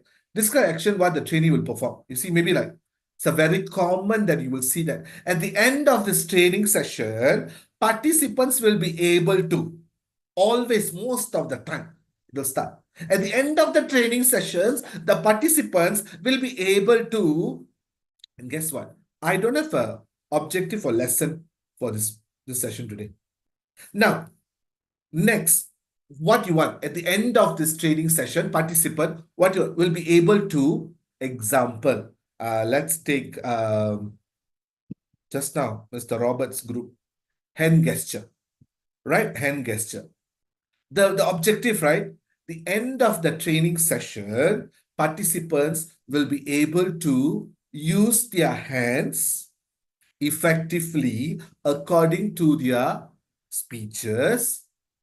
You see, use their hands. Because I'm using hand gestures, that's my topic. Use their hands effectively according to their speeches by what? By giving 2 additional speeches or anything. So like, for instance, now maybe some of you can try. Maybe some of you no need to write. Maybe you can unmute yourself, right? Maybe Elaine, Elaine wanted to try about, just now you're talking about icebreaker speech, right? Maybe suggest objective for this icebreaker speech. At the end of the training session, at the end of this training session, what participant will be able to? Okay, at the end of the training session, the participant will be able to counter their fear in doing public speaking. All right, okay. Now. Okay, no hand gesture, huh? Okay, I do again. No. Icebreaker. Don't try again. Come, try. Okay. Come, let's try. At the end of the training session, you didn't say it. Okay. At the end of the training session, we will expect all the participants to counter their fear. There would not be any fear in doing public speaking anymore. Very good. Okay. You see, one thing I will direct one comment, right? At the end of the training session, I expect participants to be. I expect only. Training is imparting knowledge. So which means you should be confident enough to tell them this is what they will achieve. So at the end of the training sessions, you see, at the end of the training session, participants will be able to, why I'm saying will be able to, because I trust my training. All right. I trust your training. You see, anyone goes for Siva, Chenfai, and Elaine's session icebreaker, at the end of the training session, participants will be able to understand the structure of the icebreaker speech. Just now, Chenfai said, opening, body, closing. Understand the nature of an icebreaker speech. You will tell what are the type of icebreaker speech. Understand the delivery style of the icebreaker speech, because you will cover the icebreaker speech. So you see, at the end of the session, the participant will be able to do this. Definitely. All right. And how you know they will definitely do that. Now I ask all three or anyone in the group who asks, hey guys, what are the parts of icebreaker speech? Anybody will tell opening, body, and closing. And they will take this knowledge back, opening, body, and closing. They start applying. So nothing wrong with Elaine said that, right? But do not say that I want them or I expect. Be confident. They'll be expect. Hey, at my training, they'll be able to understand this. That's why you always see when trainer starts, they will go like, you are attending this DTM project, right? By attending this training program, participants will, at the end of the project, participants will be able to understand the structure of DTM project. Number 1, what are the steps involved in DTM project? Number 2, these are the 2 objectives of training project. In that training, I give you the overview, I make you to understand, and then I help you to understand what are the steps involved in a DTM project for pathway, what are the things that you're supposed to do. Then I ask you to evaluate, where are you? What are the things? What's your timeline? My objective achieved or not? Yeah, yeah, it's Objective okay. achieved? Yes. Yeah. But now, since we are here, I'm going to recall back. The training was good. Objective achieved, very good. Success, how? Success. It comes later. Sustain that knowledge and apply it continuously. Yeah, that's why it's very important. So that's objective. And Okay. now okay, this is something that I want to do. Okay, what was number one just now? Tell me, what was the first step? The first one? I Gap- fail. Gap analysis. Very good. Number two? Objective and lesson plan. Okay, very good. Now, lesson plan. Lesson plan I'm not going to cover. Right? Why? I'm going to tell you something. Lesson plan is based on training objective. So for today, we will cover the training objective. Now, I'm going to show you something, and all of you are going to guess, what is this? What is this? Right? As soon as you guess this, the person who guessed correctly, I offer for your next training, I'll sit together with you to plan for your lesson plan together with you. That's the bonus I give you. That's the bonus I give you. Those who guess correctly, I'll sit together, we brainstorm together. I'll give my time to spend some time. What is this? Self-directed learning, relevance and application, experience-based learning. You start guessing in the group, problem-centered approach. What are these? Got one more line. Just read. What is this? Need for respect and inclusion, motivation, learning by doing, goal-oriented learning. Last one. Time efficient, social interaction, collaboration, respecting prior knowledge and reflective learning. What are these? Guess. Objectives.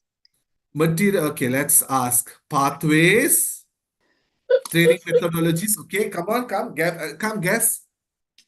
Yes. Mr. Robert asked the question, while you're guessing, what company uses your lesson plan for own internal use? You see, that's why the sharing.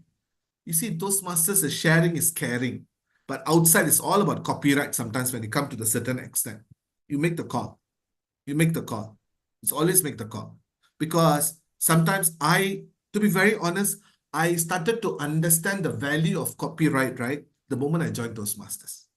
Prior to Toastmasters, of course, I was doing training, things like that. But the moment I understand plagiarism and copyright, I understand even better in Toastmasters. So you make that call. Objective, training elements, learning method. Okay. What are the self-directed, relevance application, experience learning?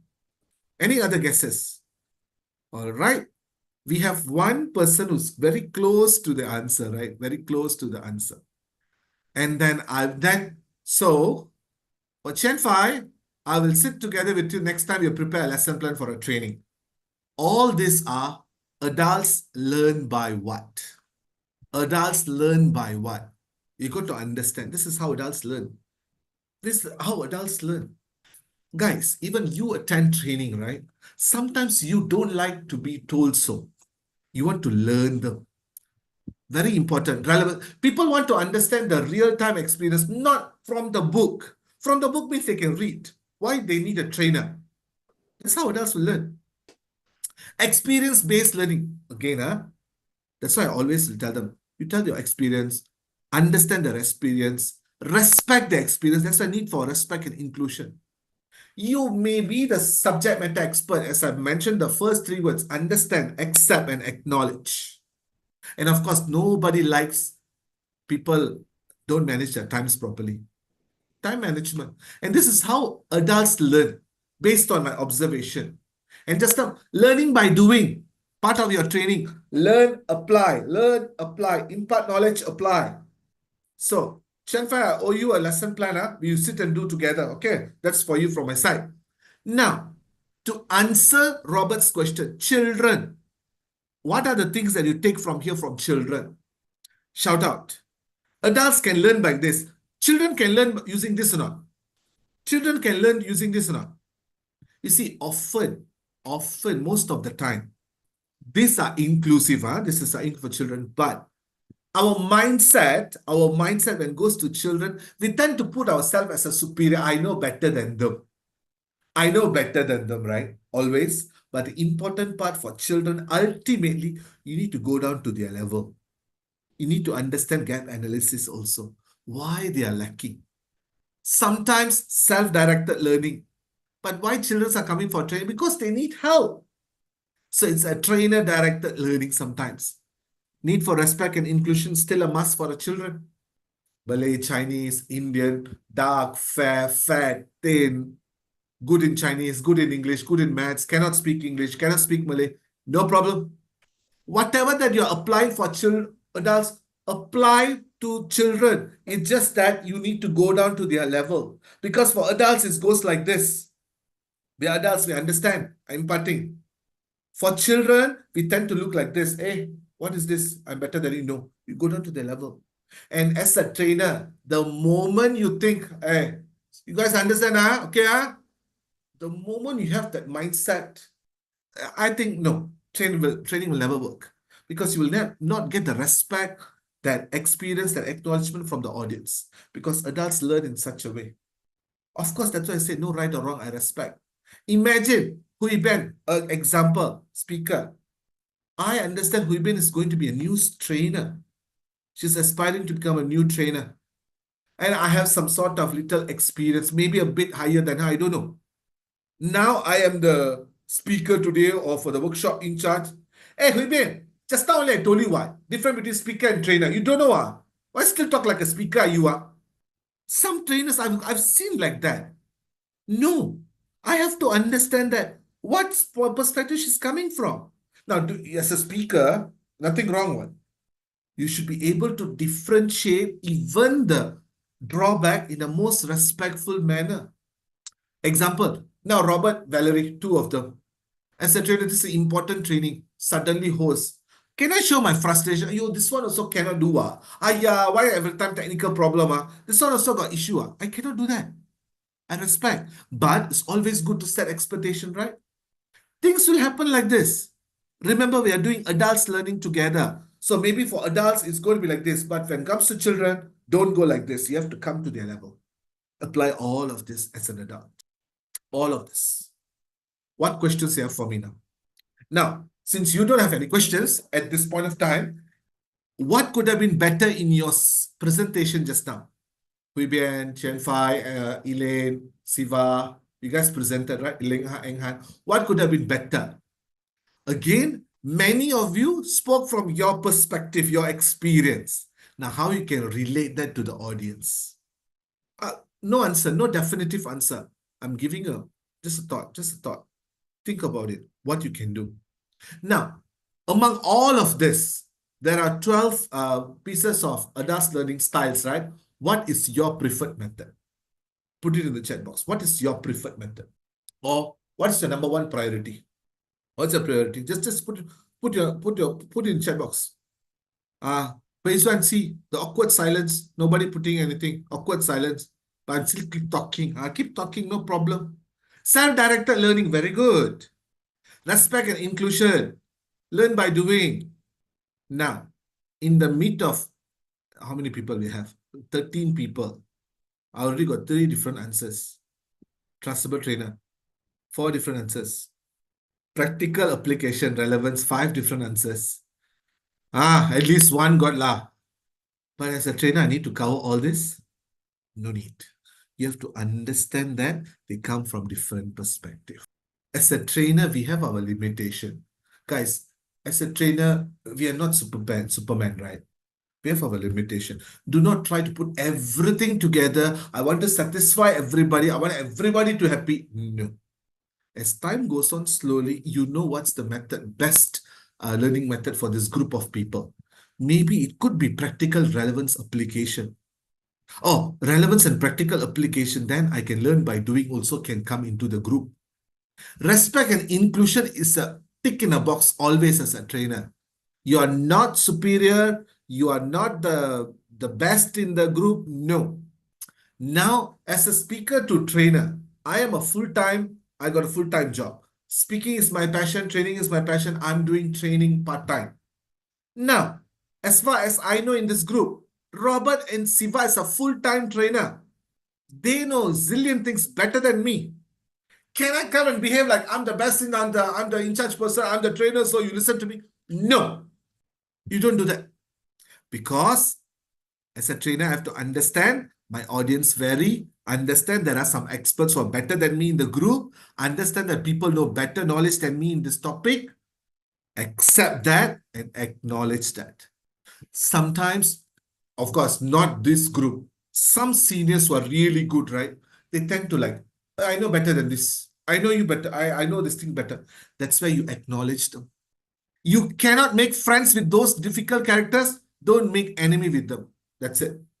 You cannot, again, I'm repeater. You cannot make friends with the difficult character. Don't make enemy with them. That's it. I'm not asking them to make your friend. Don't make enemy with them. That's it. Acknowledge. Respect and inclusion for everyone. But of course, there is always a limit for everything. At one point, it's going beyond the limit, over the limit, take action. Do what you're supposed to do, escalate.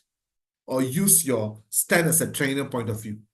Either they accept or leave. Either they take it or go. Imagine these are some 12 characteristics.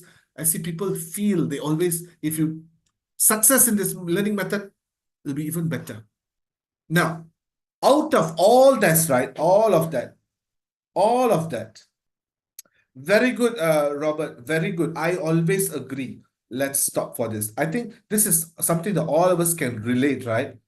Every COT got people fulfill quota. I just know better. I know better. I know better. They're not really motivated to learn because they've been professional. They feel that they were subject as a trainer. Very good. That's so true. What do you do? Even just now, somebody asked how to become COT more interesting. Somebody posted a question. When someone, all of you would have experienced, I've been here for so many years. I know. I know they are there. But, as a trainer, always find it. Because the first 5-10 minutes of the training, who are these people. Who are these people? Just because they target you, you don't target them back. No. You don't. That's not your duty as a trainer. You don't target them back.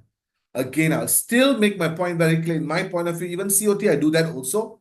You cannot make friend with this person. Don't make enemy with the person. That's it. I tend to ignore sometimes. Sometimes hey, that's very good. Sometimes some of the techniques I do, right? So in a club, it's always example. Let's put talk about any topic, right? I always go and ask, hey, Mr. Siva, correct, right? You always have been doing that. That works so well for you, right? What Mr. Siva will feel as an experienced professional, asking me, yeah, correct, yeah. And then he'll start explaining a bit. I said, you see, Mr. Siva, thank you so much, sir. You didn't make friend with them, but he's not your enemy. He's your companion ready. And the next time, you see the difference in that person. You will see.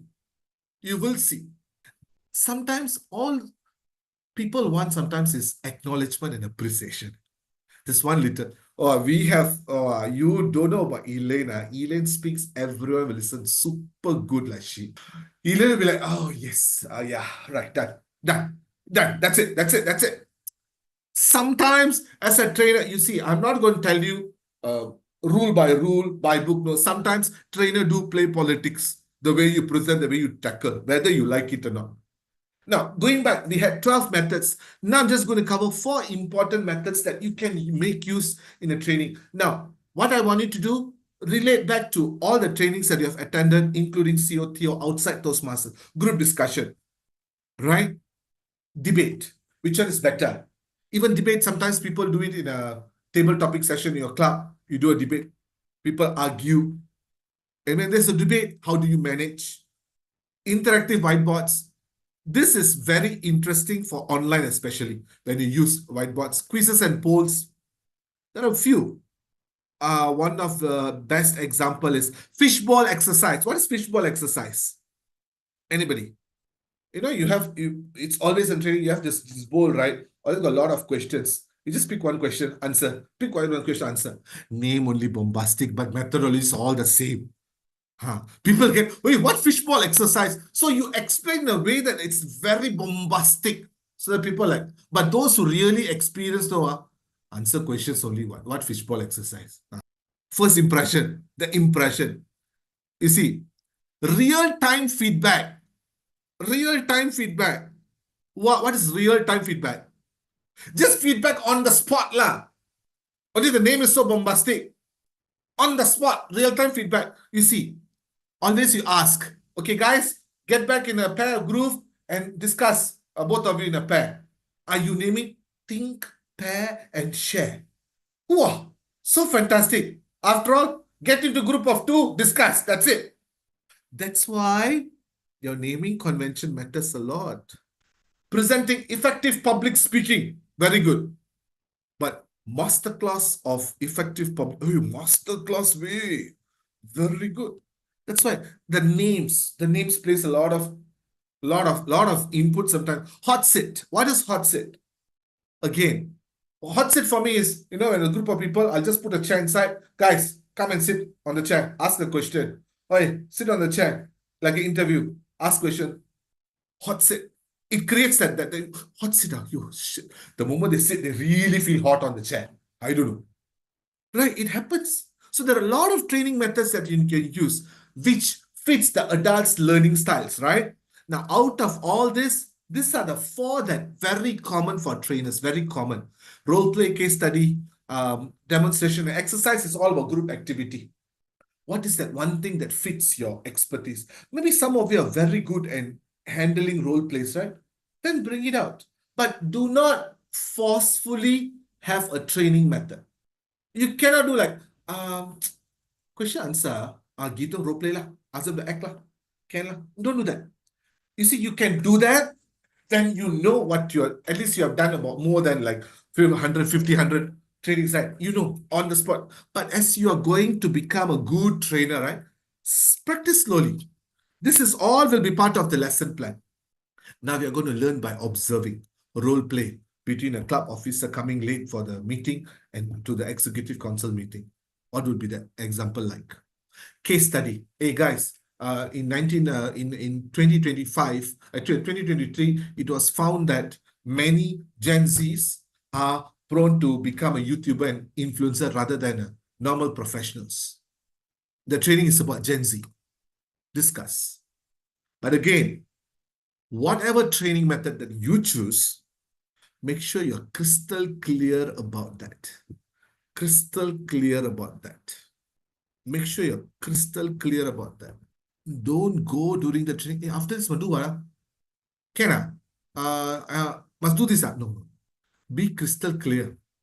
Like for instance, Linghan said, hey, how many of you know about a good TME? What are the things you're supposed to do? Can do a role play. What role play can do? A good TME. You act like a good TME. You act like a lousy TME. Compare case study. Maybe bring a case study from, hey guys, in this club, this TME was talking so long, about 25 minutes for introduction. And then people put, even after bell rings, the TME was keep talking and people didn't like it. What would you do in this area? Case study, discuss. But you have to understand whatever that you're going to give them. You have to understand them very clearly. So first, when identify the gap analysis, right? From where they are and where you want them to be according to the organizer, that you know the learning outcome. At the end of the training, I'm going to do this. Now you know the learning outcome. Now you choose, hey, for this, what would be the best method that I can do for my training? Understand the participant able to understand the structure of an icebreaker. Okay, icebreaker got a structure, opening, body, and conclusion. What would be the method? Can I just show slide? Can I just lecture? Or can I demonstrate? What would be you choose? I cannot tell you choose. What would be the best according to your group? You have to choose. So that's the flow comes in, because why? Only when you understand the gap and then you understand the objective, the learning outcome, and then you prepare a lesson plan, which includes your training method. You choose. You see, there are a lot of training methods in the previous slide. You choose. Of course, I didn't put PowerPoint slides here because that's by default. By default, it's there. Just put casually what are the other activities people do. That's very important. That's very, very, very important. Now, next, facilitative action. Interesting. A question again. This session is a workshop or a training? I don't know. Workshop or a training? I don't know. You have to tell me at the end, right? Now, facilitative. Again, if you fill in the blank correctly, then I'll also will offer my time to sit with you on the lesson plan. Okay? What is facilitation? Facilitation is all about what? You put the answer. Let's go one by one. What is facilitation? What does a facilitator does? What does the facilitator do? Tell me. Just put in the answer. Just put in the answer, no problem. Interview, Rabram, okay. Okay, the very first thing facilitator does, guiding, correct. Okay, Linghan, I also will sit with you, Linghan. The first answer came to prepare lesson plan with you, okay? Right. Facilitator guide participant toward what? Facilitator guide participants towards what? Gaining, okay, very good. What are the other answers you have? Understanding, acquiring, okay, very good. I think the answers are almost same. I think what I have first, because you're trainer after you speak, right? Of course, discovering and constructing knowledge. You get them. You see, I've revealed as a trainer, I revealed this. As a facilitator, you guide them to discover the knowledge back, construct the knowledge, rather than what? Simply what? This one also I'll give. Simply what? Feeding, giving, of course. Simply delivering information. That's why, very good. Sharing. If you are going into a group, there's the facilitator who don't do this, means he's not he or she not a facilitator as a trainer. Facilitator will guide you. Now, the question asks for group discussion. Guys, what is the important element of, what is the importance of gap analysis? Discuss in your group. Facilitator comes in. Facilitator actually guide them. Usually, facilitator don't talk first. It's maybe like, guys, let's start talking. Facilitator, like gap analysis, what is that role? You know, right? Gap analysis is about finding information. No. Let the participants speak. Hey, hi, Guadim, I just saw you. Welcome. So when people are speaking, hey, that's a good idea. What are the other things that you derive from that? Come, go in deep. You give some clues, some points here and there. As soon as you give them answer, you're not facilitating them. The name itself, it guide them to get the information. Basically, how do I, you see, you have seen races, right? School races, some races. There will be this person, come, go, you can do that. Do it fast. Yeah, grab fast, grab faster, grab faster. Like the lose a cheerleader kind of job, The cheerleader will not run together with the person. Will motivate, go further. That's the correct answer. Yeah, that's the one. Pick up. Oh, yeah. No. That's how it's supposed to first. Now, again, as a trainer, it's always a challenge. Now, as a trainer, I do everything. Suddenly, facilitation comes in. Why facilitation, right? Throughout the session, there are a lot of methods that you use. Maybe as a role play, as a group discussion. And that point, you wear a head of a facilitator. You have already given the answers as a trainer. Now, first, guide them. Because only when you guiding them, when they discover and able to construct knowledge, right? Then only they will able to achieve the learning outcome, the objective of the training. Otherwise, you just feed the information as a trainer. It's just a tick in a box and a fill in the blanks. That's it. Firstly, it is totally opposite. Trainer helps them directly to get the information, how to do, what to do. Now, facilitator, do revision back with them. And now, that's why it comes the fourth step. You have the gap analysis with you, right? I identify the gap. And then, after that, you have your objective learning outcomes. And after that, you'll have, training method, right? Now, facilitation method. But for us, we have to be simply given how to instruction. So how? Okay, Ram, you see, technical subjects. Mr. Robert, what are the technical subjects? Some example. Digital marketing. Okay, now digital marketing, you see, when you give now, Robert as a digital marketer, right? Digital marketer training, digital marketing training. If Robert is the facilitator, it's easier. It's easier. But you see, what Robert has said, we can't really be a facilitator. If Robert is the digital marketing expert, he knows in and out, he can be the facilitator.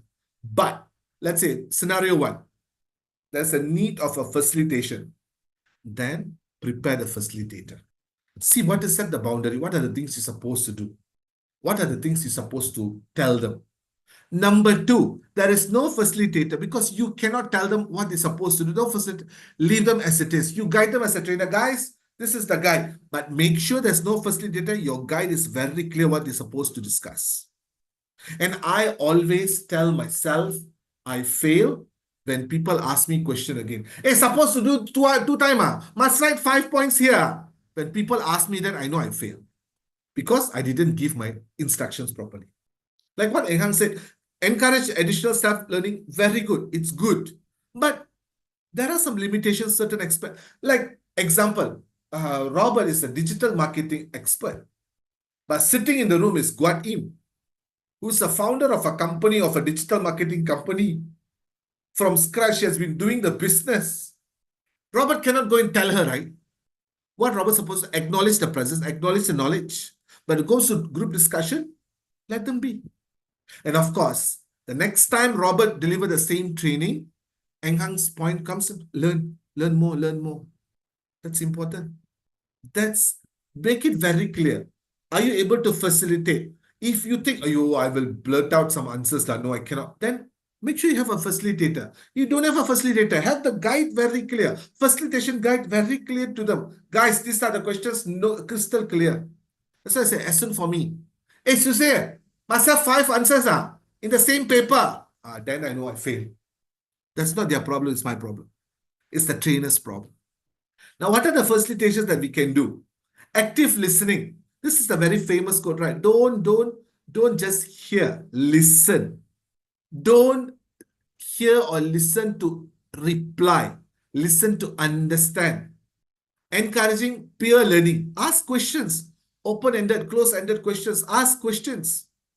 Now, let's do a little activity, right? Let's do a little activity. Open and close-end questions.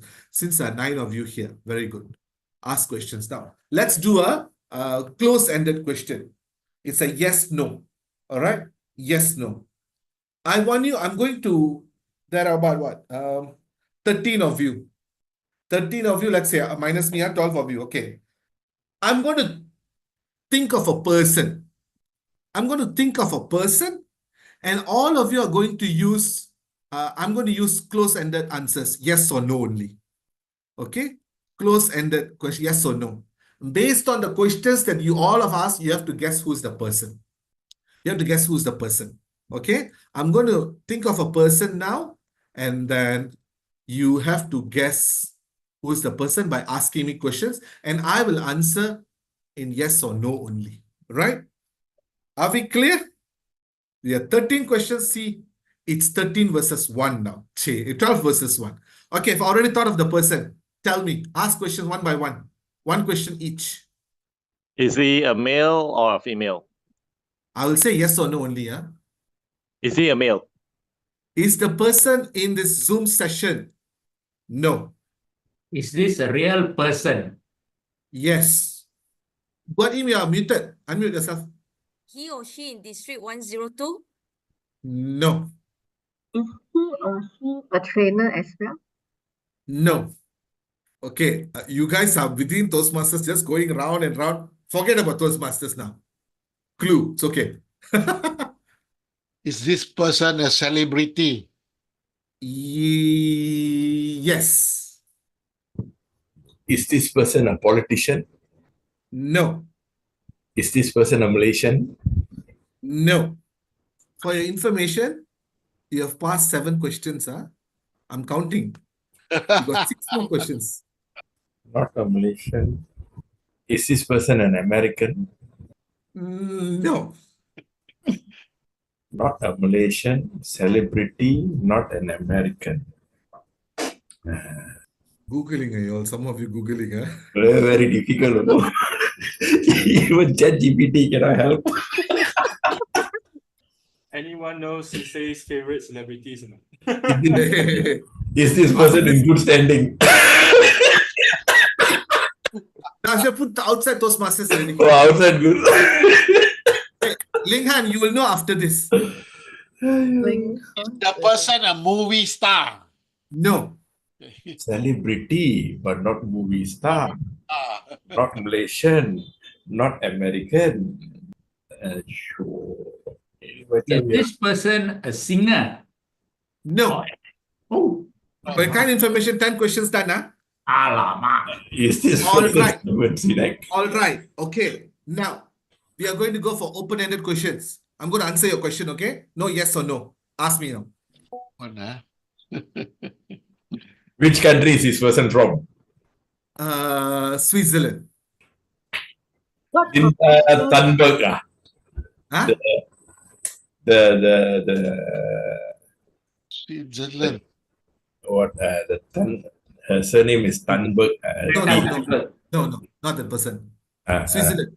Switzerland. Simon Sinek, no. What Not Is Simon he Sinek. Roger Varela? Roger Federer, yes. Oh, And all you need, hey, I'm a big fan of Roger Federer since young. By the way, sports celebrity, right? All I want, you got the answer roughly from 3 questions. 3 questions. Because I'm able to open, say, hey, Switzerland, you're able to connect. 10 questions, you still cannot guess. It's not the 10 question problem. Not because you cannot guess. Because you don't know what else to ask. Everything, no. What you cannot go connect the dots. That's why don't ask close-ended questions. It will make people bore. You are putting a stop for an opportunity to network and connect with the audience. Only when you start talking, give an open-ended one. Hey, is this person a singer? No lah, not a Malaysian singer lah. I'm initiating the conversation already. So that's why even when you facilitate as a trainer, never use close-ended questions. Always go for open-ended. Interact. And I will be very honest in my opinion, if as a trainer, you're not ready for open-ended question, you're not prepared for the session. You're not the... Then other techniques, reflection, debrief, encourage participation. Hey guys, open up. Hey, you didn't talk. Come on, I'm sure you can do well. Go ahead. Remember, adults learn by motivation. Hey, Natalie, you're so quiet. What happened? You must have some answers. I'm sure you're good. Come on, Natalie. Little word. Encouraging ownership of learning. Hey, I think Soosai just told about that the important aspect. He was showing this. Try to recall. You take ownership on that. You guess yourself. Come on. Give them the opportunity. Make them feel that they are owners of their own learning. Facilitative teaching. These are some example. See now, gap analysis, based on the input of the gap analysis, you are preparing your learning outcome. Based on the learning outcome, you know what are the training methods that I can use. Now, after I know these are the training methods, if needed, how can I facilitate the session? Depends on the situation. If I'm facilitating, what are the things that I can use? And last one, after everything is done, right? It's about evaluate the program. Evaluate the program. It's all about evaluating the presenter, participant, and process. I'm not going to put a slide here. Evaluate, not Google form, no certain forms to fill up the form. No need. That's something they always do. But how do you get feedback from people? Yeah, what are the things that you learned today? Just casual.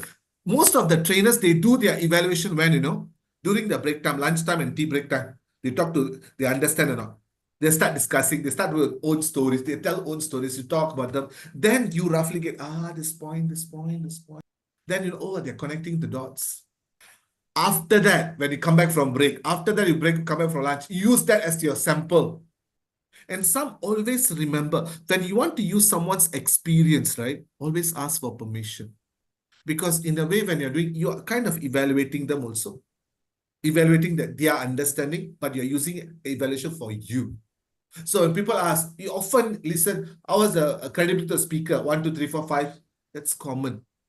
But when how people evaluate the program was designed properly, easy to understand, Everything is okay, good. You see, at any point of time, I'm pretty sure you have never seen an evaluation form status that how successful was this program? No, very minimal. How do you rate this program? Wonderful, excellent, fantastic, below average, bad. Evaluation is one thing. They evaluate the training, but the success of the training will be known later part if you are lucky enough, if you take initiative to follow up. So when you evaluate the presenter, evaluate the participants and the process. When I say process is how easy to understand the training program, how is it relatable, your time management and things like that. What questions you have for me now? All right. Now, if you don't have any questions, right, we are going to go back to your group. Maybe Anita and also Guadim can go into any groups. For benefit of Anita and Guadim, there are 4 topics discussed. Maybe Anita and Guadim can go into Robert's group. Hey, Janita, I see you. Hello. So, Hi, sorry, try to play. no problem. So now you're going to go into the group, same topic, right? I want you to understand. I leave it to you. Gap analysis, you have to do. I'll leave it to you. And then choose one part of the session. Whatever that you have learned so far, put it in a training perspective as a trainer, but this time for 3 minutes. Each group. You need to understand Robert, Linghan, Huibian, and Siva's team. Understand the gap analysis first. You have to do the gap analysis. And then any part of the training, use something that you've learned. How do you do that? For 3 minutes presentation, all 4. Now, before we do, I'm just, you see, whether you catch it or you don't catch it, I'll leave it to you. We are going to go into the same group in about 2 minutes. 2 minutes, right? 11:43. Before that, you may do your gap analysis now, if you wish. This is a mini program, a mini style, right? You can try to do gap analysis based on your topic. Again, all of us are Toastmasters for 2 months. Fresh, guys. The group, you can ask questions to each other and we will respond. Or at least I'll respond on behalf of everybody. Natalie, what would you like to learn as a new Toastmaster? Me? Imagine you're a 2-month-old Toastmaster. Mm, You haven't done your icebreaker yet, I believe. yeah, as a new Toastmasters, I would like to learn how to deliver my first speech well, which is the icebreaker. Okay. What do you know about Hey, icebreaker so Natalie, icebreaker, you never do a speech yet, Just answer me in your 2 months old Toastmaster. Natalie, you haven't done your icebreaker, is it? No, Oh, no. Hey, you don't clue about icebreaker speech, not true. Just Oh, have you don't. initiative to do it. Oh, okay. Come on, you got 1 more minute. Keep the questions going for other teams. Understand?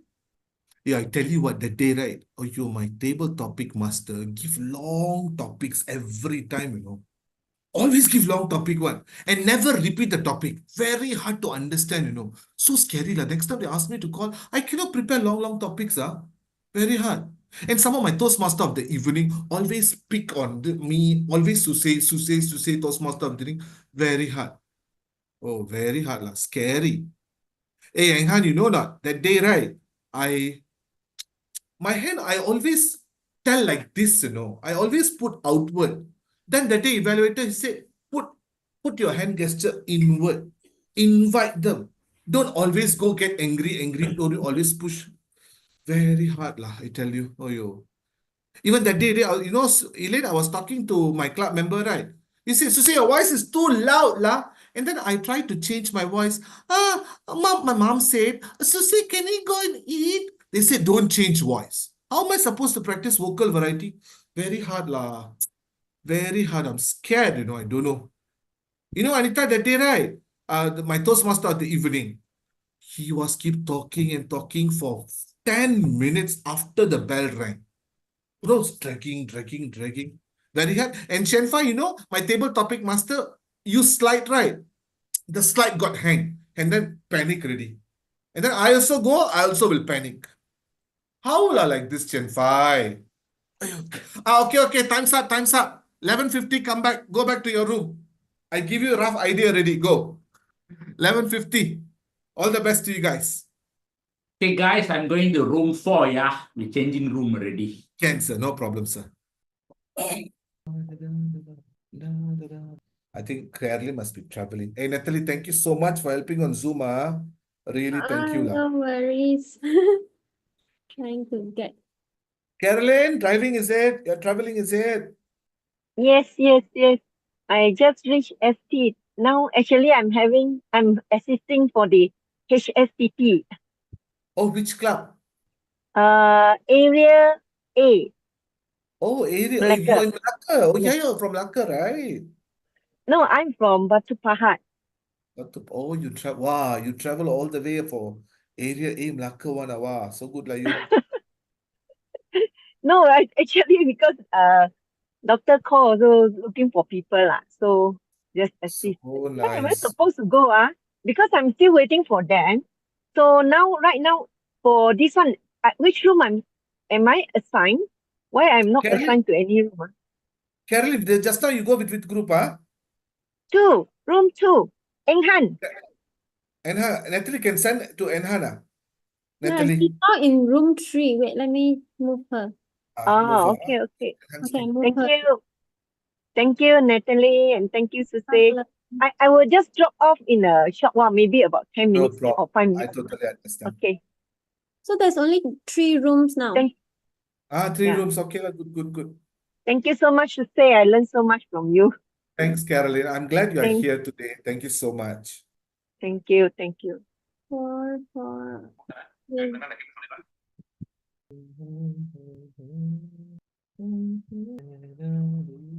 You know, trainers usually they can relate. When people say you're lonely, right? Trainers can relate, you know. First thing, when people don't answer questions, you're alone, lonely. Sometimes breakout room, I left alone. I was looking at my screen when these people all will come back, you know. Right, now, let's start. Now we have Siva's team. We have we have Huibian's team and then Han's team. Robert, Robert Rimpo Tada. Okay. Now, let's see. Ladies and gentlemen, let's ask. Jolita, since you came late, give me a number give me a Toastmaster pathway. Visionary communication. Sorry? Visionary communication. Visionary communication. VISIONARY. 9. Communication. COMMUNICATION. 13. 13 minus 9 is 4. Siva, icebreaker speech. Ladies and gentlemen, we are going to listen to this wonderful training session, Mastering the Art of Delivering Icebreaker Speech by our well-known speaker, Siva and the team. Time given is 2 minutes 30 seconds, not 3 minutes, Ahvija. 2 minutes 30 seconds. Okay. We followed a table topic also again. 2 minutes 30 seconds. Okay, thank you, my Over team. to you, Siva. Chen Fai will start the ball. Chen Fai and Elaine will share. Chen Fai, take the ball. Good morning, fellow Toastmasters. What we're looking at is icebreakers, and our target audience is, of course, a very young Toastmasters. So, in the first things that we'll do, we'll find out what is the gap that they are experiencing, and we plug in the gap. So, I'm going to proceed to pass it to Elaine to deliver some of the concerns that the new Toastmaster will have. So, over to you, Elaine. Mute. Elaine, you are muted. Hi, morning. I'm just a very new Toastmaster. I'm just 2 months old. What I wanted to share is I have to know where I am now. I have to know my current state. And when speaking, I'm very fearful. I'm scared of speaking. Now, another way is I'm also thinking where I want to. To counter my fear, I need to know where I want to head to. Now, I realize that I do not have enough knowledge and I do not have enough information on the Toastmaster pathway. After understanding it, I realized that in the icebreaker speech, I need to share very impactful stories on myself in my life. And here I'm going to share it in my next icebreaking speech. And anyway, I'll pass the closing back to Chuan Fai. Thank you, Elaine, for sharing your thoughts. So in summary, what she have pointed out is, first, she have a fear of public speaking. That's one of her concerns. And then secondly, that she felt that there's not enough information perhaps in vocal variety or body language during her presentations. And she also pointed out that she needs to give more impactful stories rather than put everything together. So with all these three, we are able to assist her to close the gap and for her to prepare better speech in the future. So back to you, Soosai. Right, Chenfai, question for you. Based on the gap that you understand, what do you think the best training style that you will prepare for audience like Elaine? To start off, fear of public speaking is mainly to actually put them to practice. So the more they practice, that's where we will find out which are the areas that we can assist her. In terms of knowledge, yes. Some of you can guess what is the learning, adult learning style that Chenfai trying to adapt here? Some of the Direct communication style. direct communication. What else? What else? There's one thing that he is trying to practice without telling us. He want Elaine to practice more. What is the style that he's using? Supportive. Practice by doing. Practice by doing. Okay. You see, he give them, throw the fire. Practice by doing, very good. That's good. Okay, good. Now, let's ask Chenfai. You like number 5 or number 2? I'll take number 2. Okay, then I go for number 5. Okay, number 5. Toastmaster of the evening. My friends, you know, Linhan is known for his witty style of being a Toastmaster of the evening. It's known as one of the best Toastmaster of the evening in District 102. You're learning from the expert, right? Upgrading the level of Toastmaster of the evening. That's the title of the presentation of our trainer today. Over to you, trainer Linghan. Okay, so gap analysis. Okay, let us see. Okay, I think most of you are very new Toastmasters. So let me see who have attempted Toastmaster of the evening before. Okay, maybe let us go with Robert. Robert, when you have attempted your TME, what feedback or what are the things that you receive from the club? My first attempt 16 years ago was a very traumatic attempt because my seniors never taught me anything. They just said, okay, Robert, next meeting, you're the Toastmaster of the day. So I just stood there and I felt very embarrassed when my seniors kept telling me, okay, do this, do this, do this, do this in front of everybody. So since then, I've tried to avoid this particular role as much as possible. So if you ever see me being the Toastmaster of the day anywhere, it's because I'm being forced to do so and I've got no choice. But the trauma and that fear is still there because of that embarrassment. Okay. So, have you yourself gone on to witness other clubs or maybe other TME that you think is a very good TME or you think they did well in their TME role? Yes, I admire those who are able to engage the audience very bubbly and get a lot of audience response. I really admire such people. Okay, so today we will be talking about how to be a very more effective TME, and maybe we can focus more on your experience that you have gained while witnessing other TME. Maybe you can think back on the session that you enjoyed, the TME. What do you think that they did good? What was the element or the thing that they did?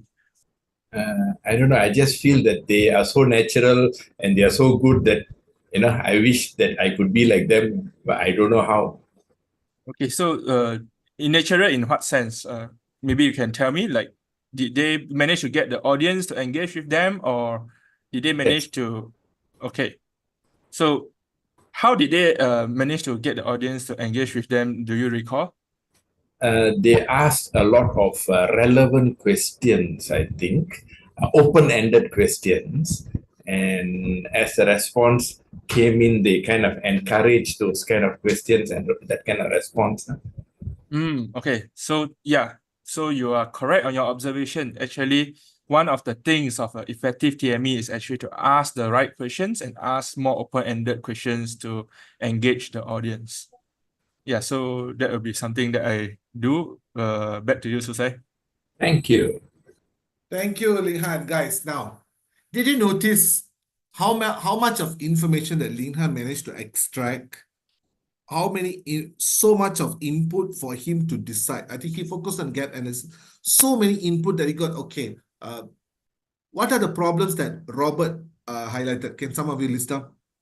What are the problems that Robert highlighted? No guidance from the seniors. Seniors pressure. Was Robert interested to become a TME? No. Important, huh? Next. What else? No proper guide. Very good.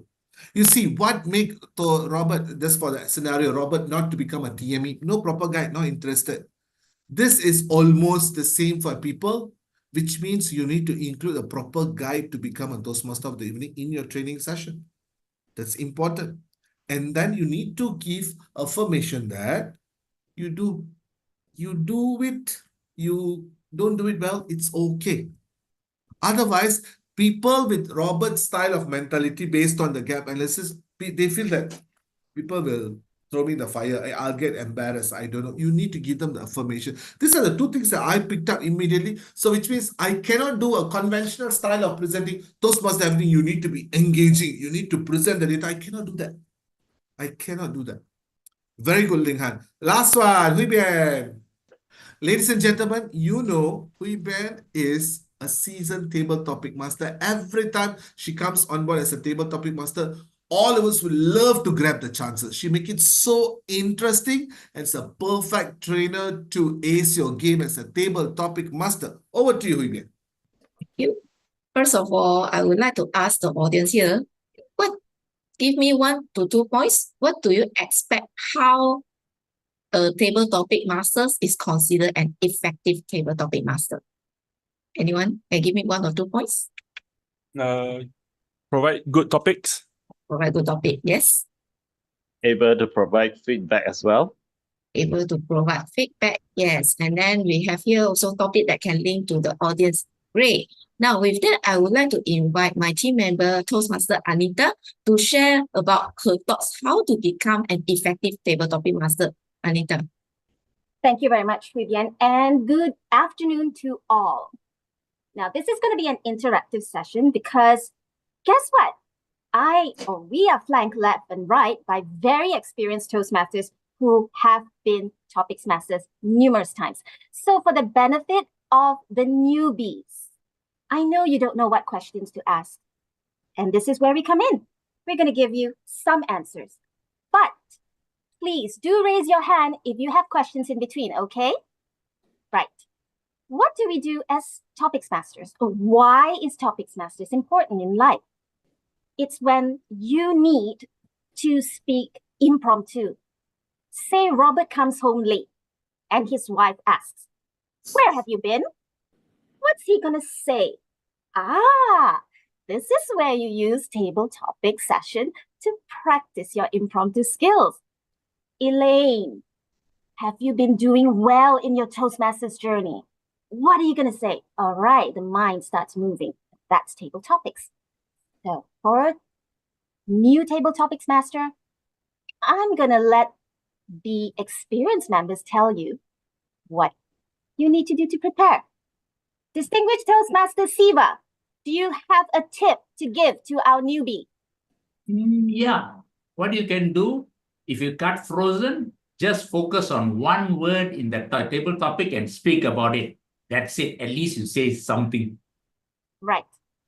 Another tip I'm going to give to newbies is come early, prepare, see who is around, identify one experienced member to lead the first table topic session, and then give the guests a chance to speak. Now, before my time is up, distinguished Toastmaster Soosai, please wrap it up with one more essential tip for us newbies as well as the old folks. Yeah, for table topic, right? Table topic, always keep the topic short and simple, easy to understand. And one, always, second one, repeat the topic. Table topic master, you do it like a table topic contest Toastmaster. Anita Tan, my little dream. My little dream, Anita Tan. So that as soon as they understand the topic, the fear goes minimized a little. That's the first thing. Over I'm to you, Anita. sorry. Yes, the session is short. My number is 012-302-1776. If you need more tips, call me. Very good. Now you see how Hui Bian set the stage, set the expectation, and then move slowly to Anita for the transition. And Anita met that expectation, which means you guys understand what is needed and then you decided. Like for instance, Anita also consulted a senior Toastmasters in the audience because of the need. Now, if you notice, the way of you doing it has changed a little. You see, the first time you started trying to present, train, but the next time you understand, you didn't do as a trainer, but you were trying to adapt the information and try to practice that. You are there, almost there. A bit of experience, more trainings will do better. Any questions that you have for me now? And there's one question I need to address. Robert asked, when two people are arguing, how do you stop the fight? This once happened in my team. You see, trainers, we are not supermans. We are not the powerful people. When people ask, all that ask, it's personal questions. I acknowledge there's a problem. Right, Mr. A and B, there's a problem. Can we take this later during the break? Since we need to continue disrupting the learning of others. They said yes. They said yes. But what I did, I make an effort to go and talk to them. Talk to them, settle. When I come back, continue my session, I said, guys, I spoke to both of them just now. Problem has been solved. At any point of time, do not left anything hanging. Hey, we'll discuss that later. Discuss later. The later never comes. Make sure you commit. When you say later means, make sure you address it later. Sometimes when two people argue, you cannot fight, talk to the OC. Yeah, you cannot control. Escalate, no problem. But when you are the trainer in charge, then you make the call. Guys are disturbing. How about the rest? Call others for your support. Call others for your support. But ultimate rule for training sometimes, if you cannot make friend, don't make enemy. Right? Any other questions? Very good. I hope there is not even there's one. Put it in the chat box. I'm going to put it in my number also. So I owe Ling Han and also Chen 5 my time for their lesson plan. And last but not least, we have, right, you see, company policies, you see what Robert's question, company policy, in-house trainer. In-house trainer means the trainer is also part of the company, yeah? You cannot badmouth. Now, always understand, you got no clue about it, you don't know what to speak, tell them this is not your area of expertise. Don't pandai say, oh, this is the policy, is this? No. And I learned it so late. Now I say, I don't know means I say, I don't know. I don't go beat around the bush. I say, I don't know. It's always good to say no. The best person to speak about this is this HR person. Let me connect with the person. When it comes to it, make sure you tell HR, this person, drop an email. In-house trainer, drop email to HR with these two people inside. They have this concern. Do your part as a trainer. You say, don't know, you don't know. The worst thing said, this one also you don't know. You're coming as a trainer. But Eng Hang said something earlier. After the training, put effort or more effort on this. This is a burning issue. I need to focus on this. You see, these trainings are very subjective. Very subjective. And of course, I like what Robert said, that without putting their company in a bad light. That's very true. At any point of time, I'm sorry for this, but this is my motto. You cannot shit and eat in the same place. That's it. I always have that in mind. You cannot shit and eat in the same place. If that's the place to sit, don't shit there. If there's place to shit, don't eat there. That's it. All right. I always put all to that. Right. Having said that, I think I'm overrun by 5 minutes. To the PQD team and also organizing team of this, thank you so much for this opportunity, because I'm able to recall my mistakes. my experience so that I even can be better. Thank you for parting the opportunity. Now, workshop or training, this one. This is both, like in my opinion, it's a workshop because I share to certain extent. It's a mini training. I'll still call it a workshop because I have not really gone through. I didn't do gap analysis with any of you.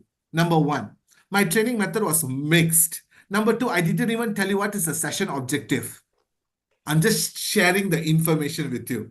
And I'm not even a speaker because I'm connecting with you in between. So it's always speaker, workshop, and training. So this is, I consider as a workshop. For those who say both, I'm glad I did both. With that, thank you, and back to your organizing chair. Thank you, distinguished Toastmaster Soosai. Now, shall we have a quick 5 minutes of Q&A section? Yeah. If there is any additional question, feel free to drop your question in the chat box. We can quickly take the group photo also, yeah? Oh yeah, after this. Any question? Okay, while waiting for the question to come in, we received some questions during the registration time. First is, how do we manage situations where trainees seem disengaged or resistant to the training session or material? You're muted, Soosai. Yeah. Thank you, sir. You see, this is the mistake I did the mistake. Even just now, Elaine also was speaking without unmuting. We always happen. So, as a trainer, we have to be mindful.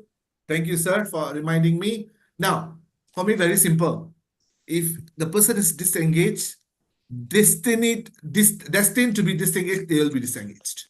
But you as a trainer, you continue to be engaging. So to a certain extent, I keep asking, hey, Hui Bear, what's your favorite Toastmaster role? No. Okay, fine. One time, no. And then, hey, Hui Bear, when was the last time you play a role as a Toastmaster? You already see the person. You're trying to engage. People are disengaging. Do not trigger them again and again. Right? The second time the person responds, hey, it's already working. The third time not working, leave it. Because why? Don't focus on the disengaging. Focus on other engaging participants. Focus on them. They are important. So don't put your stress on things that don't have. Focus on things that you already have. That's very important. And that's how I will always see myself. If people seem to be disengaging, I'll try 1 or 2 times. Third time doesn't work, I don't disturb them. But I will never fail to have eye contact with the person. I always look at them, always. Right, thank you. Okay, thank you. And 2 more questions, but perhaps you may see whether is there any additional tips that you can share in the chat. What's that? 2 more questions. One is how to make COT fun and interesting. I think we are looking for the COT fun and interesting. Guys, one thing I always will tell them, almost 60% of the COT attendants, they know what we are going to talk about. They know. You see, this year I'm talking about effective club meeting. Next year also effective club meeting. It's the same. It's not going to change. Which means trainer need to put more effort, trying to put more activity that reaches the goal in an interesting way. Content is not going to change. Why we always say COT is boring? Because content is the same. Delivery now take precedence here. Because for COT, gap analysis is done deal. Objective is done deal. Focus on the training method. Understand the adults learning principle. Treat them like adults. Be creative. COT is always about training delivery. Content will never change. Yeah. Tips to speaker versus trainer. I've been covering this, right? Speaker is short, trainer is a longer period. If you cannot do that mind shift, always prepare that I'm a trainer here. I'm a speaker here. And ultimate tips is, with the audience, always understand, accept, and acknowledge the audience. They could be they could be better than you, they could be worse than you, they could be stronger than you. Understand, accept, and acknowledge the audience. Thank you. Okay, thank you. Any other additional question from the floor?